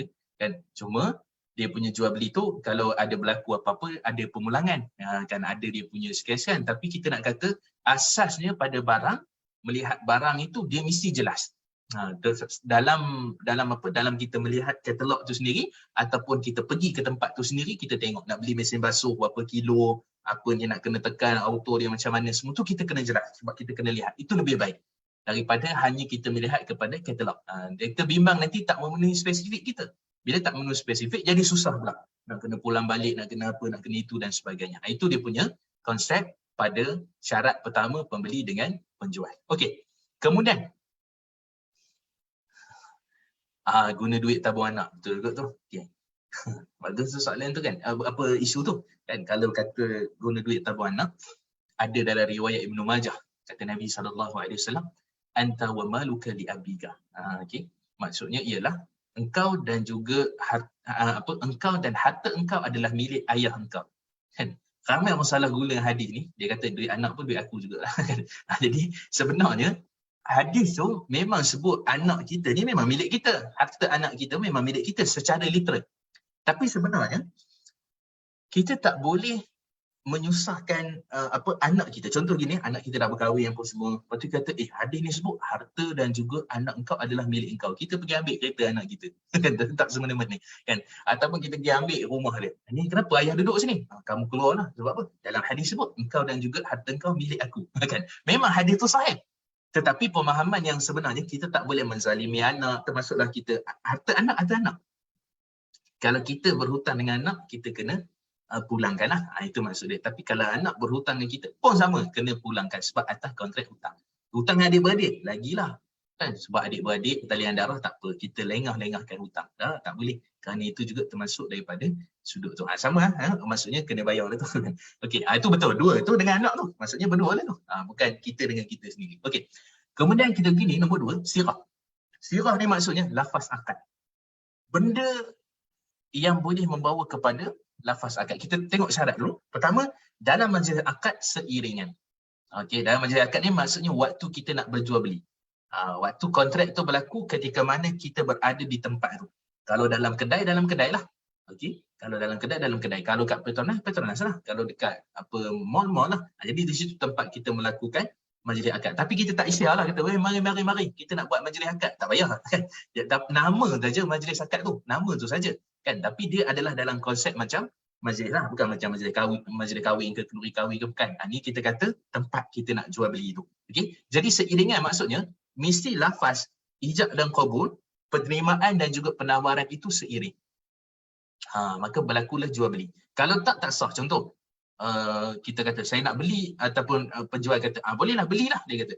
Tapi kita duk tengah pilih-pilih lagi, lepas tu kita kata tak apalah, terima kasih, kita keluar. Jadi tak berlakulah jual beli tu. Sebab kita tak menyatakan saya beli. Okey, tak menyatakan saya beli. Nanti saya bincang wajib tak sebut saya beli, saya jual. Sekejap lagi kita bincang. Sebab semua orang tak sebut. Okey, lagi kita bincang. Okey. Jadi yang kedua, dia punya syarat dia adalah tiada syarat. Syarat dia tiada syarat. Apa maksud dia? Gini. Kita tak boleh mensyaratkan sesuatu benda pada jual beli. Contohnya begini. Ada setengah orang ni, dia syarat macam ni. Awak boleh beli barang saya dengan syarat saya nak beli barang awak. Contohnya gini, kan, kita jual kereta, kan. Kita jual sendirilah, peribadilah kita jual, kan. Kemudian ada orang ni dia nak jual motor, kan. Kita pun berkenal motor besar lah tu, kan. Kita pun berkenal ni kereta pula, kan. Jadi berapa ni? Yang ni 15,000, yang tu 20,000 lah, kena tambah 5,000. Okey. Kalau macam tu, awak suka tak kita? Suka. Okey, kita letak syarat. Syarat apa? Saya beli kereta awak dan kemudian awak beli motor saya. Jadi dia tak syarat macam tu. Sebenarnya tak boleh. Sebab dia panggil dua transaksi dalam satu kontrak jual beli. Dua transaksi dalam satu kontrak jual beli tidak dibenarkan. Maksudnya, kita tak boleh syarat macam tu. Contoh gini. Lainlah, ni contoh lain. Saya jual telefon ni dekat awak dengan syarat awak tolong baiki komputer saya. Nampak? Dia ada dua macam tu. Ada dua kontrak kat situ. Kontrak baiki lah. Maksudnya kontrak kita berinteraksi dengan isu lain. Tapi yang ni jual-jual. Kan? Ataupun ada setengah ni contoh-contoh ulama dululah. Kan mereka kata saya jual barang ni kepada awak dengan syarat awak kahwinkan anak awak dengan anak saya. Contohnya, kan. Itu contoh dulu-dulu lah, kan. Tapi kita nak kata yang kita boleh faham melalui contoh-contoh tadi, kita tak boleh letak syarat itu dan ini dalam jual beli. Sebab jual beli ni dia jual beli ketelusan. Kita beli barang, kita bagi duit. Kita bagi duit, kita dapat barang. Itu dia punya konsep dia. Jadi tak ada pula ni syarat ni gini-gini, syarat ni gini-gini, tak ada. Kan? Cuma kadang-kadang kita tengok ada terma dengan syarat yang dibuat dalam jual beli. Contohnya kita kata syarat dia umur antara 18 ke 20. Contohlah dia letak syarat macam tu. Dan kemudian pembeli sekian. Syarat yang ketiga, pembelian ini mesti sekian. Dan syarat yang keempat, kontraknya begini. Jadi ada terma dan syarat dalam jual beli. Okey, terma dan syarat itu dia tidak jadi masalah sebab itu melindungi antara kepentingan pembeli dengan penjual. Bukan dua transaksi tadi. Boleh faham tak? Tadi saya beli ini kena beli yang awak. Saya buat yang ni kena buat yang awak. Saya buat yang ni kena kahwin dengan anak saya. Contoh gitu. Yang itu berpusing-pusing. Dia ada syarat-syarat yang itu tak boleh. Kan? Ataupun contoh kita kata ni kat masalah kebun, masalah apa ni, kan. Kita kata saya ni kan dekat awak dengan syarat awak kena sekian. Jadi dia jadi dua syarat, itu tak boleh. Okay? Tapi kalau syarat untuk melindungi kepentingan penjual pembeli, contohnya 18 tahun ke atas dia boleh beli. Kan contohnya lah, kan, ataupun sekian gini. Ini bukan cerita rokok ke apa, bukan, ni cerita barang-barang yang nak diniagakan tu. Kan, jadi ada tahun dia, ada syarat dia. Kemudian diletak situ disclaimer lah. Disclaimer ni maksud penafian. Kalau barang ni begini-begini, boleh dalam tempoh sekian-sekian untuk dipulangkan dan sebagainya. Okay. Saya ada penasihat syariah satu syarikat ni. Dia syarikat jual tudung. Bagus syarikat ni. Dia SBZ Prima Sdn Bhd. Dia syarikat jualan tudung si comel, tudung budak sekolah. Memang juta-juta ke lah dia punya tu. Jadi dia minta kami untuk semak dia punya syariah dia. dia punya kepatuhan syariah, maka kita semak semua kontrak dia, apps dia, macam mana dia buat dia punya apa istilahnya kita panggil, dia punya bilangan tingkat tu. Dia buat agent dia macam mana, commission macam mana, semua kita semak satu persatu, lesen dia semua semak. Dan antara benda yang dia sebutkan situ, iaitulah sesiapa yang mana tak berpuas hati dengan produk dia, maksudnya bila beli tu rasa koyak ke apa dan sebagainya, dia bagi tempoh 180 hari untuk dia pulangkan. Saya terkejut tengok, dia kata biasanya orang kata 3 hari je kan, 3 hari seminggu lah paling lewat pun, ada yang mungkin sebulan. Ni 180 hari. Kenapa letak 180 hari saya tanya? Sebenarnya daripada sudut syariah tak ada masalah letak untuk tempoh pemulangan, siapa tak puas hati tu sampai 180 hari. Dia kata sebab saya betul-betul nak jaga customer, dia kata. Kan, saya nak bagi betul-betul customer puas hati. Kan, lepas tu saya tanya dia, setakat ni selama buat 180 hari ni pemulangan ni ada customer tak puas hati ke apa, ada tak yang pulang? Dia kata adalah 1-2. Sepanjang berapa tahun dia berniaga adalah 1-2 customer yang pulang kan. Tapi ceritanya sebenarnya tak payah sampai 180 hari pun. Cukup letak seminggu pun okey dah. 7 hari bekerja contoh, 5 hari bekerja cukup dah. Tapi membuktikan bahawa dia betul-betul nak jaga customer. Betul-betul jujur dalam perniagaan dia. Saya kata ni baguslah. Kan ini memang tak lawan dah sampai 180 hari. Sebab dia tak letak setahun. Kan? Jadi setahun tempoh pemulangan. Kan? Pada barang-barang yang dia tak puas hati. Kan? Jadi itu semua syarat-syarat. Yang itu okey. Untuk memelihara pelanggan, untuk memelihara perniagaan dia, maka yang itu adalah satu benda yang dibenarkan daripada sudut syarak. Okey, jadi jangan letaklah dua syarat tadi tu. Kan kalau beli ni awak kena buat ni, kalau beli ni awak kena beli ni. Itu tak dibenarkan. Ataupun boleh awak beli, syaratnya bagi saya pakai seminggu. Itu pun tak boleh juga. Sebab bila dia dah bayar pemilikan kena bagi pada orang tu lah. Kenapa pula kita nak pakai seminggu dan sebagainya. Itu konsep. Okey, kemudian pemilikan sempurna. Okey, pemilikan sempurna ataupun pemilikan selamanya. Pemilikan selamanya maksudnya kita tak boleh beli satu benda yang kita niat nak beli balik. Sebab tu kalau kita tengok dulu di Malaysia pada awal-awal dulu 90-an ke macam tu 2000 ke, kita ada konsep jual beli bai'ul ainah. Ni perbankan pakai. Jual beli ainah. Jual beli ainah ni maksudnya konsep kita jual satu barang kita nak beli balik. Kan? Tapi dengan harga yang dah diskaun lah. Kan? Contoh jual telefon, saya jual telefon ni dekat sekian-sekian. Kemudian selepas tu saya nanti setahun lagi saya beli balik. Kan? Saya beli balik dengan harga lebih murah lah. Sebab saya nak pakai duit sekarang ni. Jadi saya jual ni, saya ambil cash. Nanti awak pulangkan balik, saya pulangkan balik cash. Jadi barang ni dia sebagai wasilah saja. Yang penting sebenarnya nak pinjam. Kan? Tapi di sini, dia jadi isu ialah bila mana ada pengurangan pada hutang tu. Sebab kalau kita hutang RM50, kita bayar RM50.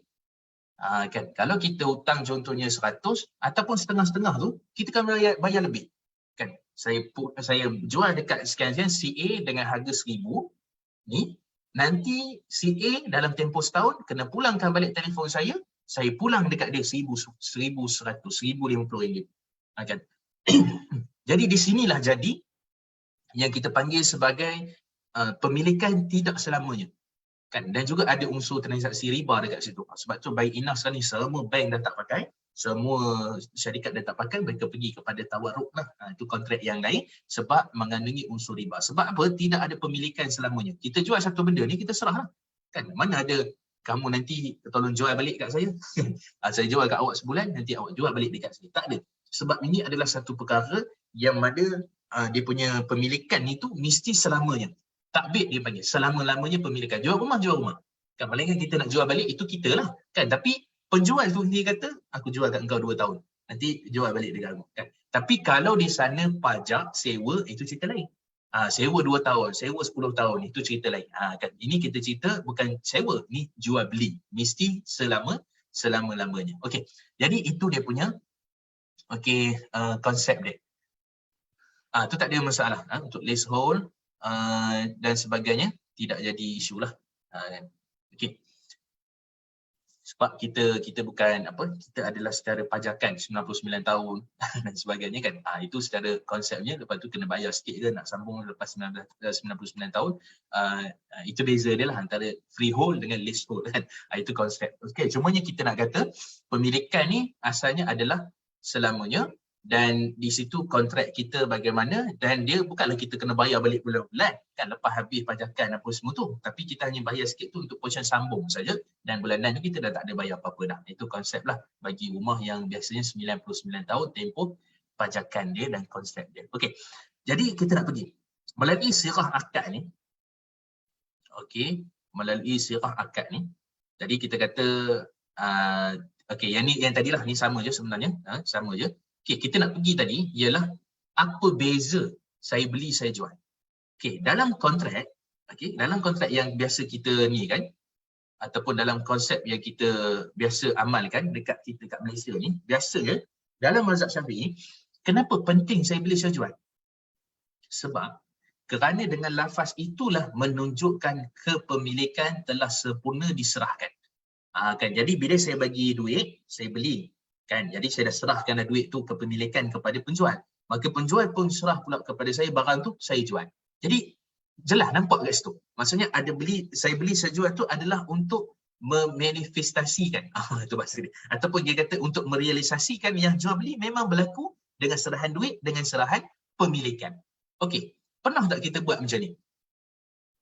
Kita pergi kedai, anak kita, bukan kedai lah, shopping mall ke apa, anak kita haus. Lepas haus tu, kita pun ambil air kat dia. Menangis-nangis dia, nak minum, kita pun ambil air, kita pun bagi dia minum. Dia pun minum lah. Nanti kita punch dekat cashier, tak bayar lagi tu. Punch dekat cashier tu, botol tu dah separuh. Anak yang advance ni mungkin habis dah tu. Kita punch tu botol kosong dah. Ataupun tin kosong. Kan, contoh. Jadi, kita buat macam tu, kita belum berjual beli lagi tu. Kan, jadi kalau ikut standard mazhab Imam Syafi'i, macam tak berapa clear kat situ. Sebab mazhab Syafi'i, dia concern, dia beri perhatian kepada orang-orang yang nak jual beli ni, mesti dah kata saya beli saya jual tu. Kenapa? Sebab dah berlaku penyerahan sempurna, pemilikan sempurna. Sebab tu kalau tanya saya, bayar tu, bayar dulu baru makan tu mazhab Syafi'i ke tak? Saya kata mazhab Syafi'i. Itu adalah pandangan mazhab Syafi'i untuk menjelaskan bahawa betul-betul dah barang ni kita punya, nasi ni kita punya, kan? Kemudian kita makan dengan sebab kita dah bayar. Kan? Jadi sebab tu, dia adalah satu benda yang ditekankan dalam mazhab Imam Syafi'i yang dikatakan saya beli ataupun saya jual. Kan? Saya beli ataupun saya jual. Sebab tu kita jangan marahlah syarikat-syarikat daripada luar tu. Dia sebut je lah nama-nama. KFC lah, McDonald lah, apa lagi. Apa-apalah, Starbucks ke benda tu. Mesti bayar dulu. Bayar dulu baru dapat kan. Dia orang lebih Syafi'i daripada kita yang berniaga dekat kedai-kedai apa orang-orang Muslim yang berniaga ni kan. Jadi nak ceritanya, berterabur dia punya mazhab Syafi'i, buat solat mazhab Syafi'i, tapi buat jual beli dia pakai mazhab lain. Dia kata tak apa, dia tak saya beli, nak saya jual dulu pun okey je kan. Sah jual beli dia kata. Okey. Jadi kita nak sebut kat sini isunya ialah adakah dikira dia kalau clear benda ni tak berlaku siakap belangkawi, tak berlaku kena tipu, tak berlaku dalam bab jual beli ni. Kan jadi kita dah tahu siap-siap harga berapa, 1 gram berapa semua, kemudian kita setuju. Kita setuju, dia masak apa semua, kita tahu dah berapa kita kena bayar. Jadi jelas kat situ. Maksudnya, muamalat mengajar kita supaya tidak ada unsur-unsur kekeliruan, tidak ada unsur-unsur penipuan, tidak ada unsur-unsur yang tidak jelas dekat situ. Kan? Jadi di sini, kalau kita katakan sebagai mesti hanya saya beli, saya jual, bagaimana jual beli kita dengan mesin? Auto pay. Bayar, masuk, kemudian dia kata apa? Have a nice day. Itu je dia kata. Tak ada saya beli saya jual. Dia kata. Jadi dia kata selamatlah kau. Dia macam tu kan. Jadi tak ada kata saya beli saya jual. Tak ada. Kan? Ataupun kita beli air dengan mesin kedekang. Tahu mesin kedekang. Masuk RM2 kedekung air jatuh kan. Kita pun minum. Saya beli kan mesin. Tak ada sebut. Kan? Jadi kat situ timbul kemuskilan. Sebab tadi kita kata mazhab Syafi'i mesti mazhab Syafi'i saya beli saya jual. Dan akad tu mesti dengan orang. Dia tak boleh dengan mesin. Hatta nanti pada satu masa nanti moden kan, orang dah moden apa semua, mesin tu sehingga kalau dah tekan tu dah keluar dia punya tu, dia kata saya jual. Contoh mesin tu kata, kita pun kata saya beli kan. Jadi bila kata saya beli saya jual, tetap tak sah dari sudut mazhab Syafi'i secara umumnya, sebab yang sebut tu mesin dan dia telah pun diprogramkan, bukan yang sebut tu manusia kan. Okey, sekarang ni timbul persoalan kan, ni kalau orang mengaji muamalat separuh ni, habislah berdosa belakalah kita. Jadi kita nak kata kena belajar betul-betul. Okey, rupanya bila kita semak mazhab Imam Malik, Imam As-Sawi dan sebagai ulama yang lain membenarkan, rupanya kontrak ni boleh berlaku dengan 3 lagi. Dia bukan sekadar hanya saya beli, saya jual, sirah, ijab, qabul semata-mata, tapi ijab dan qabul sirah boleh berlaku dengan 3 lagi. Okay. So yang kedua ialah dengan agreement dengan tulisan. Okay. Ingat tak dulu kita beli rumah saya agreement, beli kereta saya agreement, mana ada saya beli saya jual. Tapi kita turunkan tanda tangan dan kita pun kadang-kadang itulah masalah orang kita, dia malas nak baca. Ni bagi agreement, dekat mana nak sign kan tak ada baca dah, tak sempat dah nak baca kan. Musurat 7, musurat 8, musurat 10, 11, 12, musurat 32. Sign lah kat situ semua. Kita pun sign. Okey, bila kita dapat? Oh, siap sign, terus tanya bila kita dapat kan. Jadi punya malas je nak baca kan. Cuma kita kata, kita tak ada sebut dengan salesman ke apa. Saya beli saya jual, tak ada.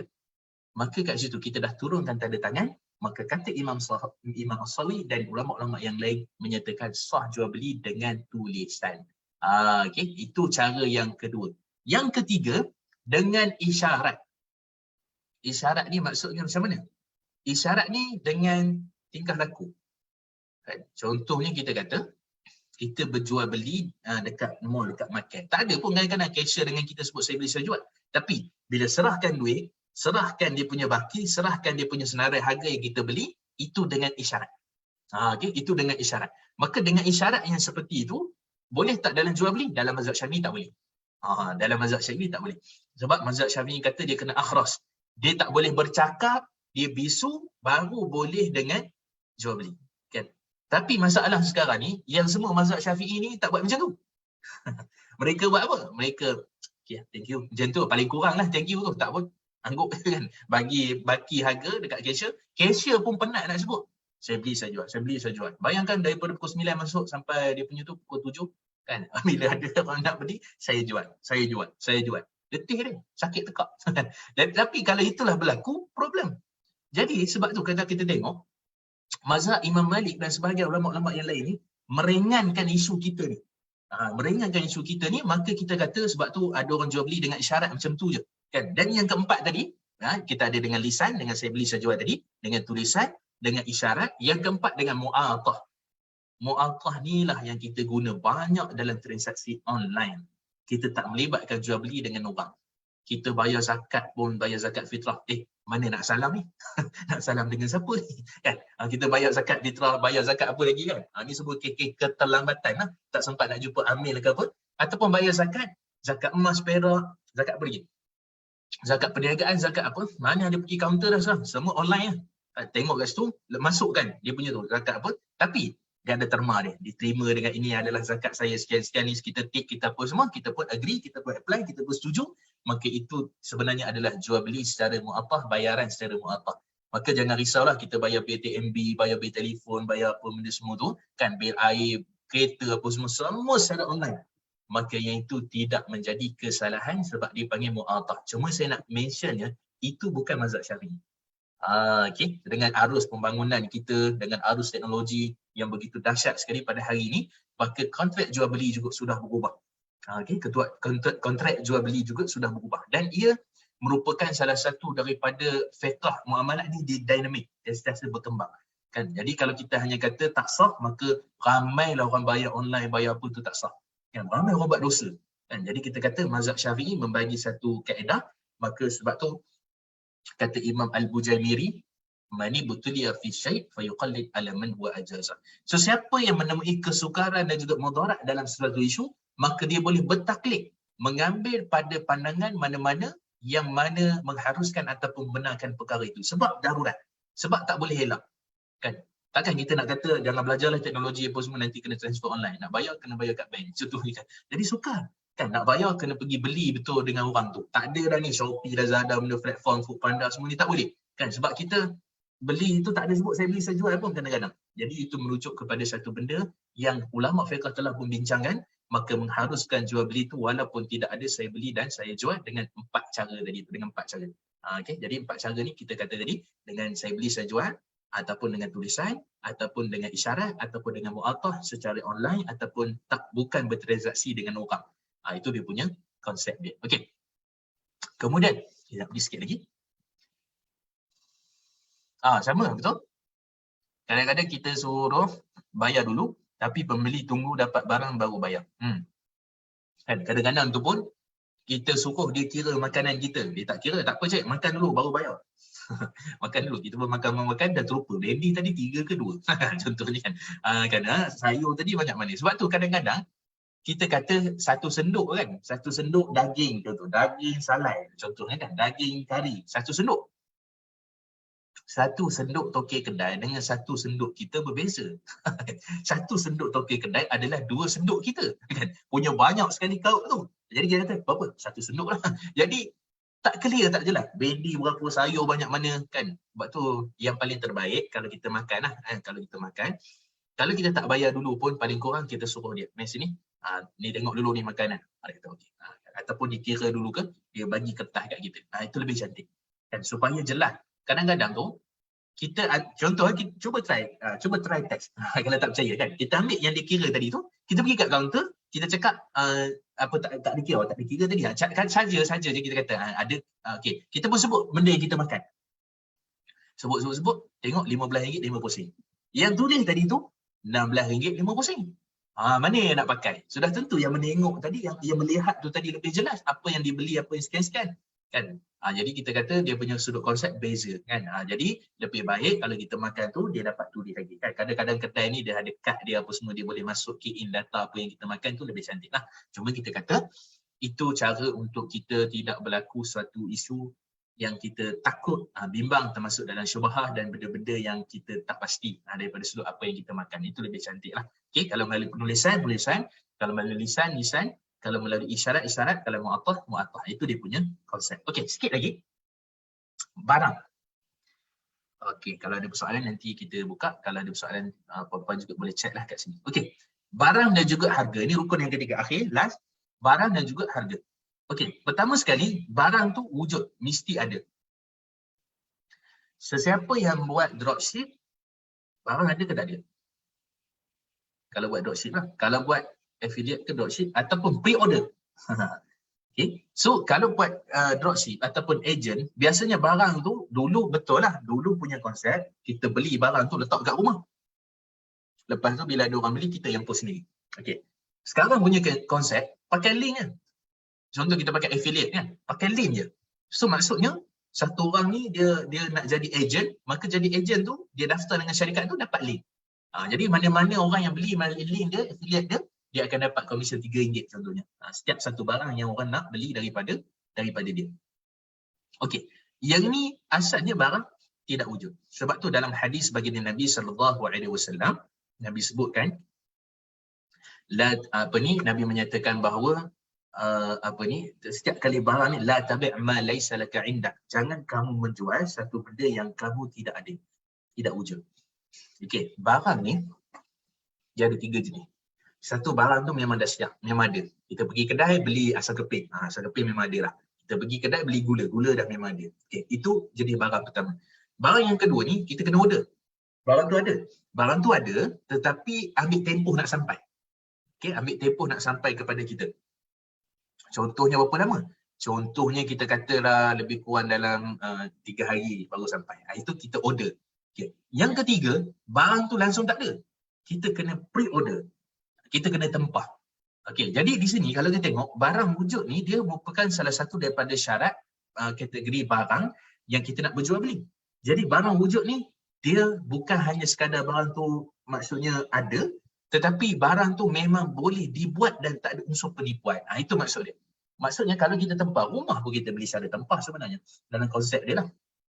Belum ada, baru tengok tempat kawasan kita pun dah beli. Dan ataupun baru nak naik under construction kita dah beli, belum siap lagi kan. Jadi di situ menunjukkan bahawa dalam Islam agama kita membenarkan dengan syarat dia bukan satu bentuk penipuan, dia bukan daripada perkara yang Allah Subhanahu Wa Taala haramkan. Kan maksudnya ada mengelabui, menipu. Ni baru ni kecoh kan tentang isu, saya tak tahu macam mana, mungkin ada dalam siasatan lagi insya-Allah kan tentang MRF, tentang isu beli rumah RM10. Jadi kita tunggu dan lihatlah. Saya banyak juga terlibat dalam melihat kepada isu-isu seperti ini. Dulu banglo mini lah, apalah jual beli dan sebagainya. Maka itu pun dah melingkup dah kan. Rupa kita tahu bahawa hatta ada artis yang terbabit, ada ustaz-ustaz pun yang terbabit. Maka kata kalau menipulah juga. Ini kita tengok pembongkaran ni macam mana kan. Jadi itu kita tunggu dan lihat, terserah pada pihak berkuasa. Okey. Tapi nak ceritanya, barang itu ada pun wujud kita boleh beli, Barang yang perlu kepada tempahan memang dah ada, bukan tempahan, post order memang ada, tapi tunggu masa sikit, seminggu 2 minggu, okey boleh beli. Hatta barang yang kena tempah pun, blazer, baju dan sebagainya boleh beli dengan syarat kita tahu apa yang kita beli dan juga penjual memenuhi spesifikasi tepat apa yang kita beli dan apa yang kita nak tu. Itu dia punya konsep dia. Okey, tu yang pertama. Yang kedua, boleh dimanfaatkan. Maksudnya barang yang kita beli tu bukan rosak lah. Kan jual used car, jual motor second hand ke apa, dia tak boleh jual barang yang dah rosak apa, melainkan dia dinyatakan, illa buyunalah kata Nabi, melainkan dinyatakan kerosakan tu. Ini pun kita dah bincang sikit dalam isu berkait dengan penipuan dan sebagainya. Yang penting dia boleh dimanfaatkan. Yang ketiga, mampu serah. Mampu serah ni maksudnya barang tu melalui pos ke, melalui apa, mampu serah. Kan mampu serah ni dia boleh jadi dua. Satu barang tu sendiri, yang kedua melalui miftah, kunci. Kan rumah macam mana nak pergi angkat? Taklah. Jadi diserah dengan kunci. Jadi penyerahan kunci tu maksudnya serah. Itu dipanggil sebagai mampu serah. Kemudian yang keseterusnya, pemilikan sempurna semuanya. Aset-aset dia tu, katalah contoh dia beli rumah, tak boleh tuan rumah katalah rumah tu subsale kan, second hand lah. Okey, subsale. Jadi kita pun beli rumah, dia kata awak boleh guna semua bilik, melainkan bilik bawah. Bilik bawah tu tak boleh guna. Kenapa? Bilik bawah tu adalah saya simpan sikit benda kat situ. Jadi awak jangan gunakan. Mana boleh? Kita dah beli rumah tu semua, kita berhak guna semua rumah tu. Jadi pemilikan kita secara sempurna. Samalah kita beli motor ke, mana boleh dia kata, awak kalau beli motor ni tak ada masalah, tapi jangan lebih. Kalau sekali berjalan, jangan lebih sampai 400 km tu. Jangan sampai ke Terengganu, jangan sampai. Mana boleh? Kita dah beli, kita guna semampu lah. Kan? Guna semaksimum mungkin lah, mana boleh ditahan-tahan. Jadi itu dipanggil sebagai milik sempurna pada barang yang kita berjual beli. Okey, jadi habis kita nak pergi pula syarat pada harga. Ni yang akhir. Tadi kita kata barang, yang ni pula harga. Okey, ada berapa isu kita nak tengok. Pertama sekali, harga kena jelas. Sebab tu penjual-penjual yang mana menawarkan harga ni, jadi sebab tu meletakkan tanda harga tu wajib sebenarnya. Dari sudut hukum pun betul, daripada sudut undang-undang pun betul. Sebab kita tak nak berlaku kekeliruan. 100 gram berapa? Sekilo berapa? Kan? Kalau ambil 5 kilo, RM30 contoh. Jelas harga tu. Jadi bila harga tu jelas, kita berinteraksi dengan cara yang betul, yang tepat, maka itulah kehendak syarak daripada sudut menjual harga yang seperti itu. Itu dia punya konsep. Jadi satu ialah berkait dengan kejelasan. Yang kedua, isu deposit. Dia juga isu besar. Bila deposit ni maksudnya kita bayar booking ke apa dan sebagainya lah kan. Katalah kita beli satu barang. Barang tu harga sekian-sekian. Katalah contohnya deposit ni macam-macam. Rumah, kereta dan sebagainya lah. 10% ke, kan berapa persen ke.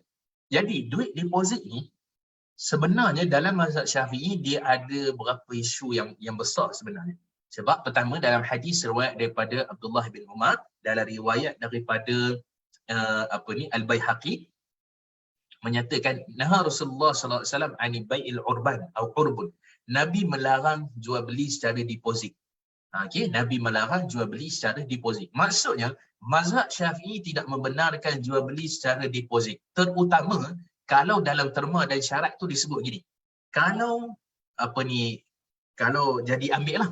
Ni saya ringkaskan sebut. Kalau jadi ambil, kena sempurnakan bayaran. Katalah kita tempah blazer, kita tempah pakaian, kita dah bayar deposit RM50. Kan? Harga RM150. Maka disebutkan mungkin dalam terma syarat dia, kalau ambil, maka bayar penuh lah. Kalau tak ambil, maka 50 tadi dikira sebagai burn. Terbakar lah kan. Ataupun dalam istilahnya, cancel, habis lah. Hangus lah. Kan? Jadi dekat situ, timbul persoalan. Dalam mazhab Syafi'i tidak membenarkan kerana kamu ni sebenarnya kalau betul-betul nak buat jual beli, kamu betul lah buat jual beli. Janganlah tak jadi lepas tu kata pula nanti, ataupun kita kata dekat penjual, kalau saya jadi ambil, saya akan lansaikan harganya. Kalau saya tak jadi ambil, RM50 ke 100 deposit ni kira hangus. Macam tu. Itu satu benda yang tak disukai dalam mazhab Syafi'i. Jadi kita sebut, hari ni yang kita buat jual beli deposit ni bukan mazhab Imam Syafi'i. Ini adalah pandangan Imam Ahmad yang membenarkan jual beli secara deposit dengan sebab kerugian yang mungkin ditanggung bagi pihak penjual ketika mana berlakunya tempahan. Kan, contoh tempah baju. Dia dah keluarkan kos nak buat kain ke, nak jahit ke, apa. Memang dia boleh jual pada orang lain, tapi tak sama, mungkin lewatnya, mungkin tak ada orang beli, kan, dia ada risiko dia. Maka Imam Ahmad menyatakan boleh ambil deposit tu dengan sebab kerugian yang bakal ditanggung oleh penjual.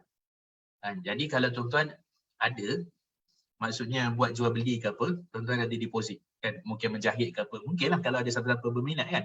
Jadi waktu tu kita ambil deposit. Deposit tu bukan mazhab Syafi'i. Okay. Jadi dalam bab muamalat baru tahu campur sana sini, kan.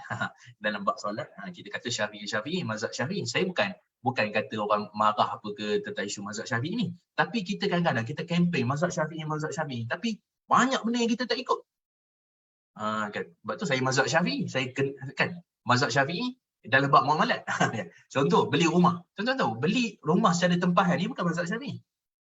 Deposit pula apa semua ni, yang mazhab Syafi'i beli barang dah siap. Sebab tu saya beli rumah subsidi, beli rumah second hand je.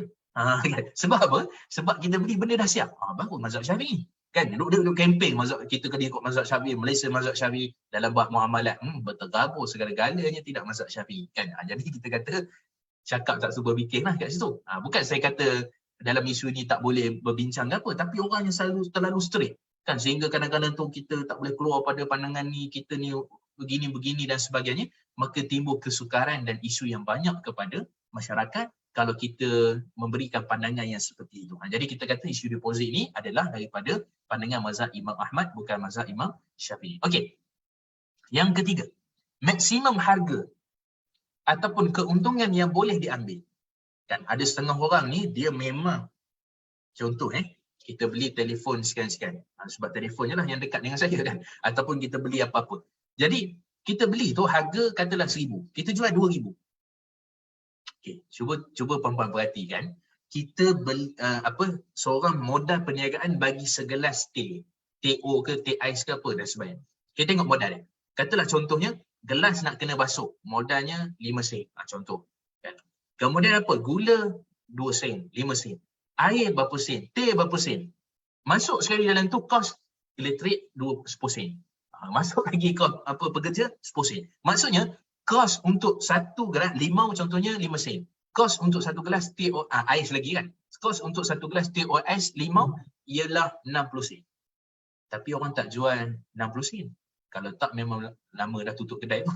Orang akan jual RM1.20 sen sekali ganda untung. No, tak. RM1.80 sen. Maksudnya lebih daripada 100% keuntungan dia ambil. Kan? Jadi boleh ke tak macam tu? Maka kita kata dalam hadis riwayat daripada Urwah Al-Bariki dalam riwayat Imam Tirmizi, Nabi suruh beliau, ni hadis sahih, Urwah Al-Bariki pergi ke pasar untuk membeli kambing. Kan, beli kambing ni berapa banyak? Beli kambing ni ialah 1 ekor kambing dengan 1 dinar. Hadis ni lah orang kata harga sekarang ni 1 dinar bersama dengan 1 ekor kambing sampai kiamat pun. Kan, sebab dinar sentiasa naik harga dia. Sekarang 1,200 1 dinar, kan. 1 dinar tu dia punya harga dia 1,200, 1,300 macam tu. Ada tengok pada jenis tu, ada yang 1,500. Jadi boleh dapat seekor kambing. Kan, zaman Nabi pun dapat seekor kambing. Jadi hadis ni Nabi kata kepada Urwah Al-Bariki, jangan kita dengar nama sahabat ni. Sahabat ni sangat pandai dalam berjual beli. Okey. Jadi meniaga pun sama, kan. Untung je dia kalau jual beli. Okey. Jadi Nabi suruh dia pergi beli, beliau pergi beli, dia pun beli. Pergi dekat pasar, dia tawar harga. Dia pandai. Dia tawar harga, tawar dan kemudian setengah dinar dia dapat seekor. Dalam kalau harga sekarang ni dalam 600 lah seekor kambing tu. Kan contohnya. Kan murah betul tu. Kan dia pun dapat. Dia pun apa? Belilah 2 ekor kambing, setengah dinar, kan, beli 2 ekor. Dalam perjalanan balik, dia baru teringat. Oh, tadi seronok sangat jual beli, kan. Dia pun jual lah seekor lagi kambing tu dengan harga 1 dinar. Beli setengah dinar, jual dengan harga 1 dinar. 100% keuntungan yang dia ambil. Kan, pernah zaman, saya sebut tadi Zubair bin Awam, kan, dalam riwayat Imam Bukhari. Sayyidina Zubair bin Awam, pernah anak-anak dia ni, Sayyidina Zubair bin Awam beli 700,000 satu bidang tanah tu. Kata dalam riwayat sebut 70,000 satu bidang tanah.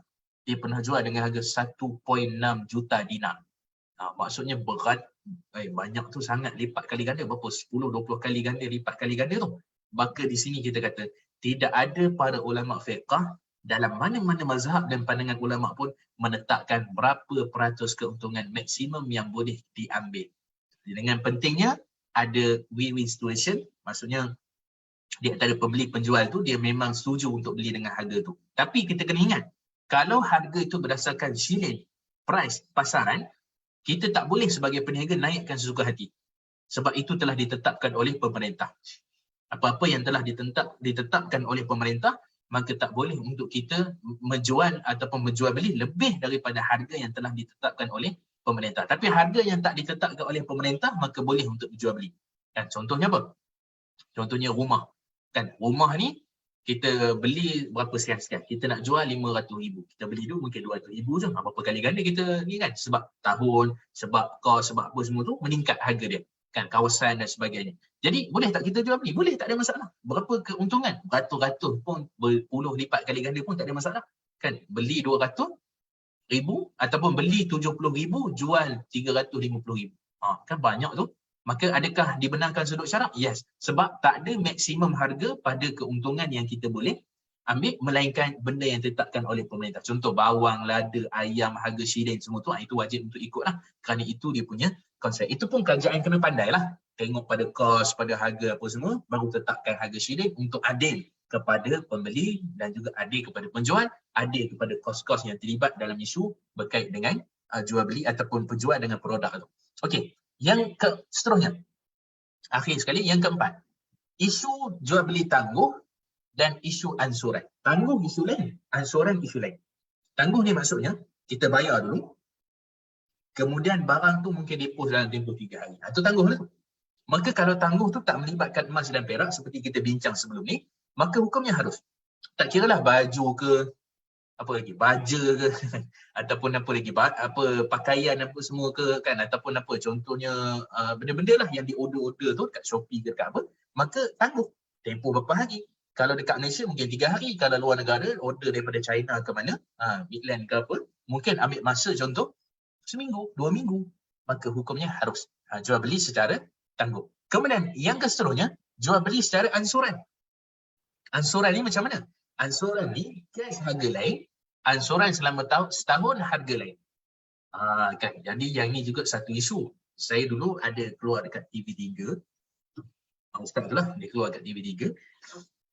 Kemudian dia kata, kalau cash harga lain, kemudian beli ansuran harga lain.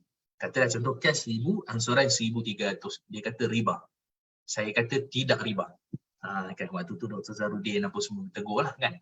Sebabnya kerana dalam empat mazhab menyatakan harga kalau mana cash harga lain, kemudian dia punya bertangguh harga lain, dia tak riba.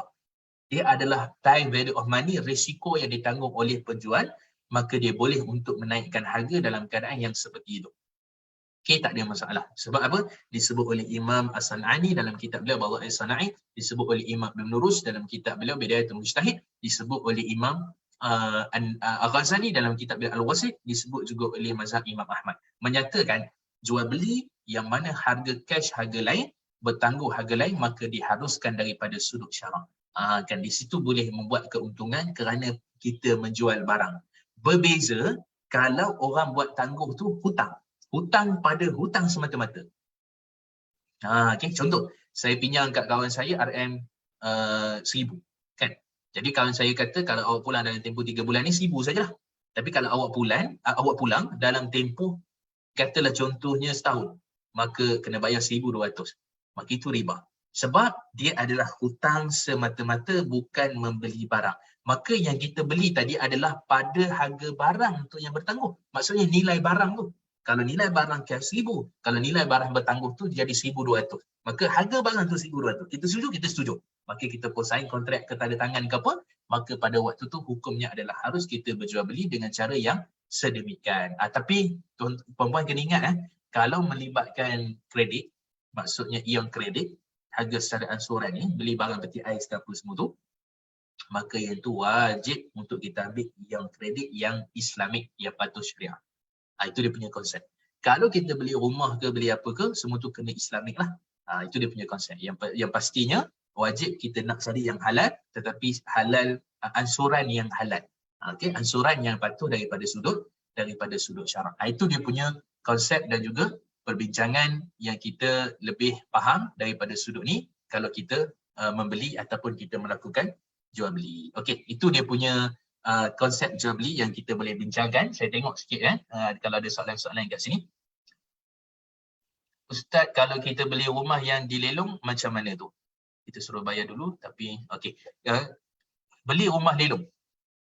Rumah lelong ni dalam hadis riwayat Imam Tirmizi daripada Jabir bin Abdullah, hadis yang hasan. Tahu kan hadis hasan ni maksudnya status yang boleh dijadikan hujah lah. Dalam hadis tu Nabi pernah melelong. Ada sahabat ni dia susah. Dia ada pelana dengan satu bekas gerobok ataupun kita kata macam bekas makanan macam tu lah. Maka dia kata, ya Rasulullah, aku nak jual ni sebab aku tak ada duit nak beli makanan apa semua macam tu lah. Kemudian kata Nabi SAW, main sini aku jualkan.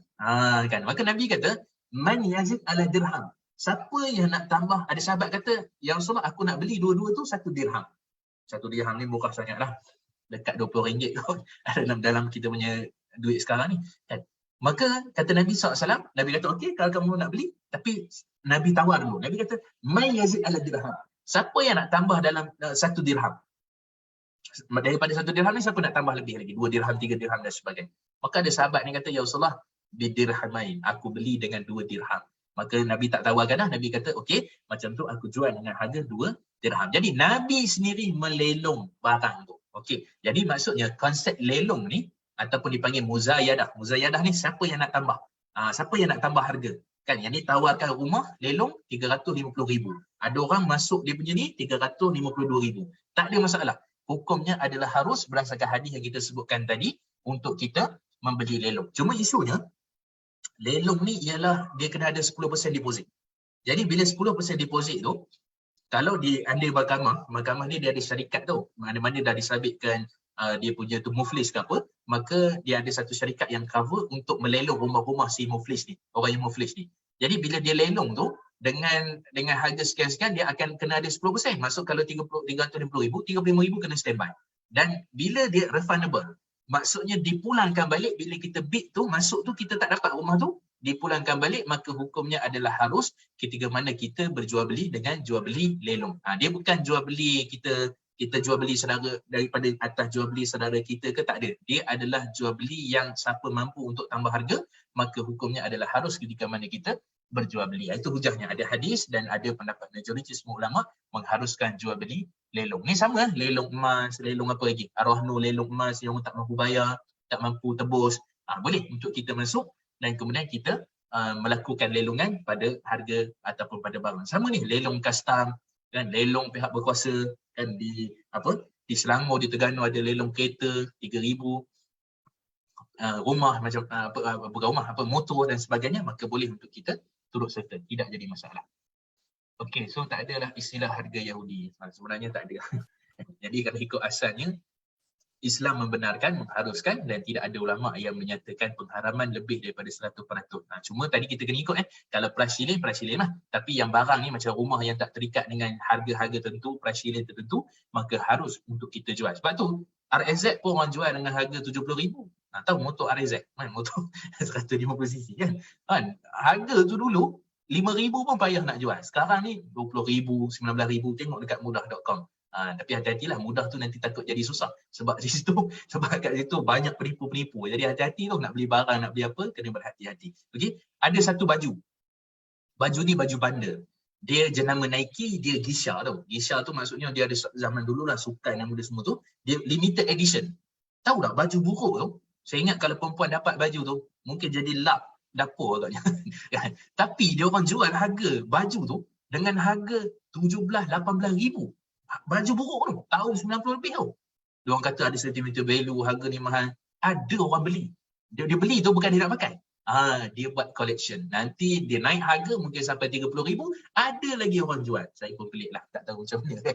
Okey, itu dia punya cerita dia. Okey. Ustaz. Ya, sila. Nak tanya, kalau macam dekat satu perumahan ada tanah reserve kan, sama ada reserve GPS ke reserve pemaju yang buat untuk kolam tadahan ke reserve majlis ke, lepas tu ada penduduk dekat situ tanam sayur ke nenas ke apa, lepas tu dia jual. Jadi kalau kita boleh ke macam tu Ustaz? Okey. Kita bercuk tanah di tanah reserve. Sebenarnya tanah reserve ni ada dalam akta.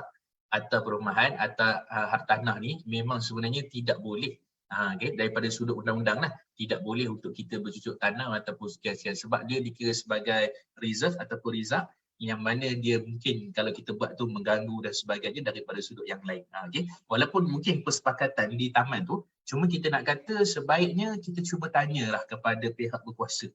Kalau dia kata dia benarkan secara umum, bolehlah untuk sekadar tanaman yang tidak kekal lama macam pisang, sayur-sayur kan, benda-benda macam tu. Jadi kita kata nak tak nak kena dapat persetujuan sebab dia memang ada dalam akta. Sebab kita bimbang apa nanti, tiba-tiba apa majlis daerah ke, bukan majlis daerah, maksudnya pihak berkuasa ke apa semua datang, dia hancurkan semua, pisang pun semua. Kita tak boleh marah sebab kita memang tak faham tentang akta. Maka akta tu ada, kita wajib untuk taat kepada pemerintah, tapi kalau di sana ada budi bicara, boleh tanam benda yang apa tak kekal dan sebagainya, maka hukumnya adalah harus. Itu dia punya konsep dia. Wallahualam. Tapi Ustaz, kalau dia buat jualan macam mana Ustaz? Hasil tanaman tu. Kalau daripada hasil jualan tadi, dia kembali kepada siapa? Maksudnya biasanya akan bagi sesama tu lah kan. Dia isunya kalau dah ada permission tadi tu, maksudnya okey je apa panas sebelah mata lah kalau setakat tanam pisang, benda-benda yang simple-simple, sayur-sayur tu kan. Jadi katalah contohnya pihak berkuasa kata okey je lah kan, jangan tanam balak sudah contoh kan. Jangan tanam pokok-pokok yang pelik-pelik sudah, rambutan pula siap durian lagi kan. Yang tu taklah. Jadi kalau setakat pokok macam tu, kira pihak berkuasa kata okey je lah, tak ada masalah, tapi jaga kebersihan apa semua macam tu lah kan, maka hukumnya haruslah untuk kita nak menggunakan, nak bagi sama rata ke semua harus. Tapi yang penting dapatkan permission lah daripada pihak berkuasa di tempat yang melakukan perkara itu. Sebab kita bagi bukanlah kita kata apa, kita kata sebagai apa, bukanlah permission yang apa sangat, tetapi kita maklumkan. Itu maksudnya. Kita maklumkan ni ada projek sikit, taman kita adalah sikitlah tanah yang ni kita manfaatkan. Jadi kalau dibenarkan kita buat. Tapi kalau kata itu tak boleh tu tanah rizak kita ada sediakan, yang itu kita kena patuh kepada pihak berkuasa. Dia isu dia kat situ. Dan isu dia kat situ. Maksudnya taat kepada pemerintah kawasan yang ada yang mengusahakan tempat kita tu. Jadi kalau ada permission, is okay, jual ke apa ke, bagi sama rata keuntungan untuk bagi ke surau ke contoh, ataupun milik sendiri ke, yang tu tak ada isu. Wallahualam. Okey, ada soalan juga sini. Main kut tak ada jual beli, main kutu ke? Okay. Main kutu ni betul? Main kutu.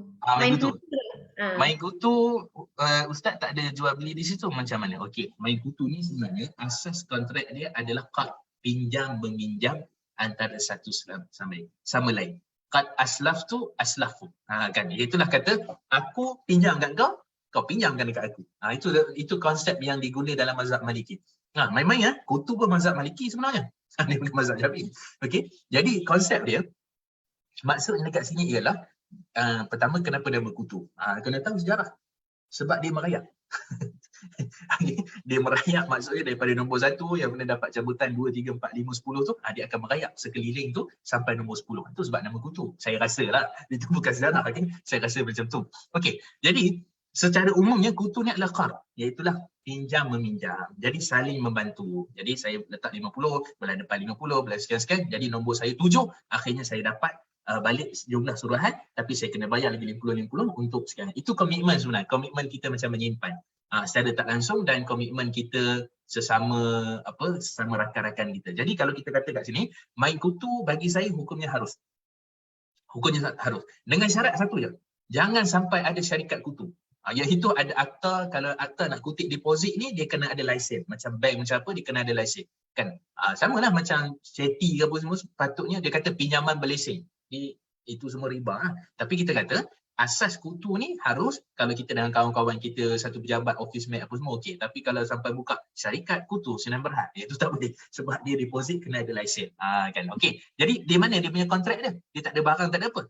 Okey, kontrak dia ialah kita pinjam meminjam, kita komitmen dan tak ada lebih, tak ada kurang.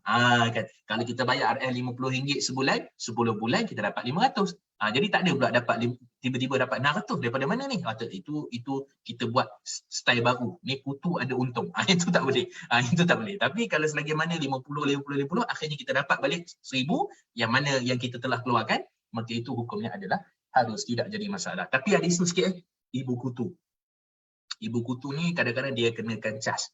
Nak masuk RM2. nak masuk RM5, iaitu kena teliti betul-betul problem. Sebab kita bimbang takut nanti ada isu pada cas pinjaman, sebab kita nak pinjamkan orang ni nanti yang berpusing-pusing tu kita dapat nanti kan, kita ataupun nombor kita nombor 5. 5 sudah tentulah kalau dah masuk 10 orang, maksudnya kita ambil dulu, kemudian kita pinjam duit orang lain kan. Jadi di situ jadi isu kalau ada cas-cas tertentu, berhati-hati. Itu yang kedua. Yang ketiga, kalau kutu emas. Kan main tu kutu barang kemas ke, kutu barang apa-apa tu, kalau barang-barang lain tak ada isu. Tapi kalau barang kemas, barang melibatkan emas, yang itu juga berhati-hati, takut nanti kontrak dia apa yang berkaitan jadi riba dan perkara yang diharamkan. Itu konsep dia. Okey. Okey, harus punya dan bolehlah mainlah kutu, tak ada masalah, tapi berhati-hati. Jangan sampai gatal kepala sebab tak bayar dia kutu. Okey, wallahu a'lam. Okey, ada soalan lain?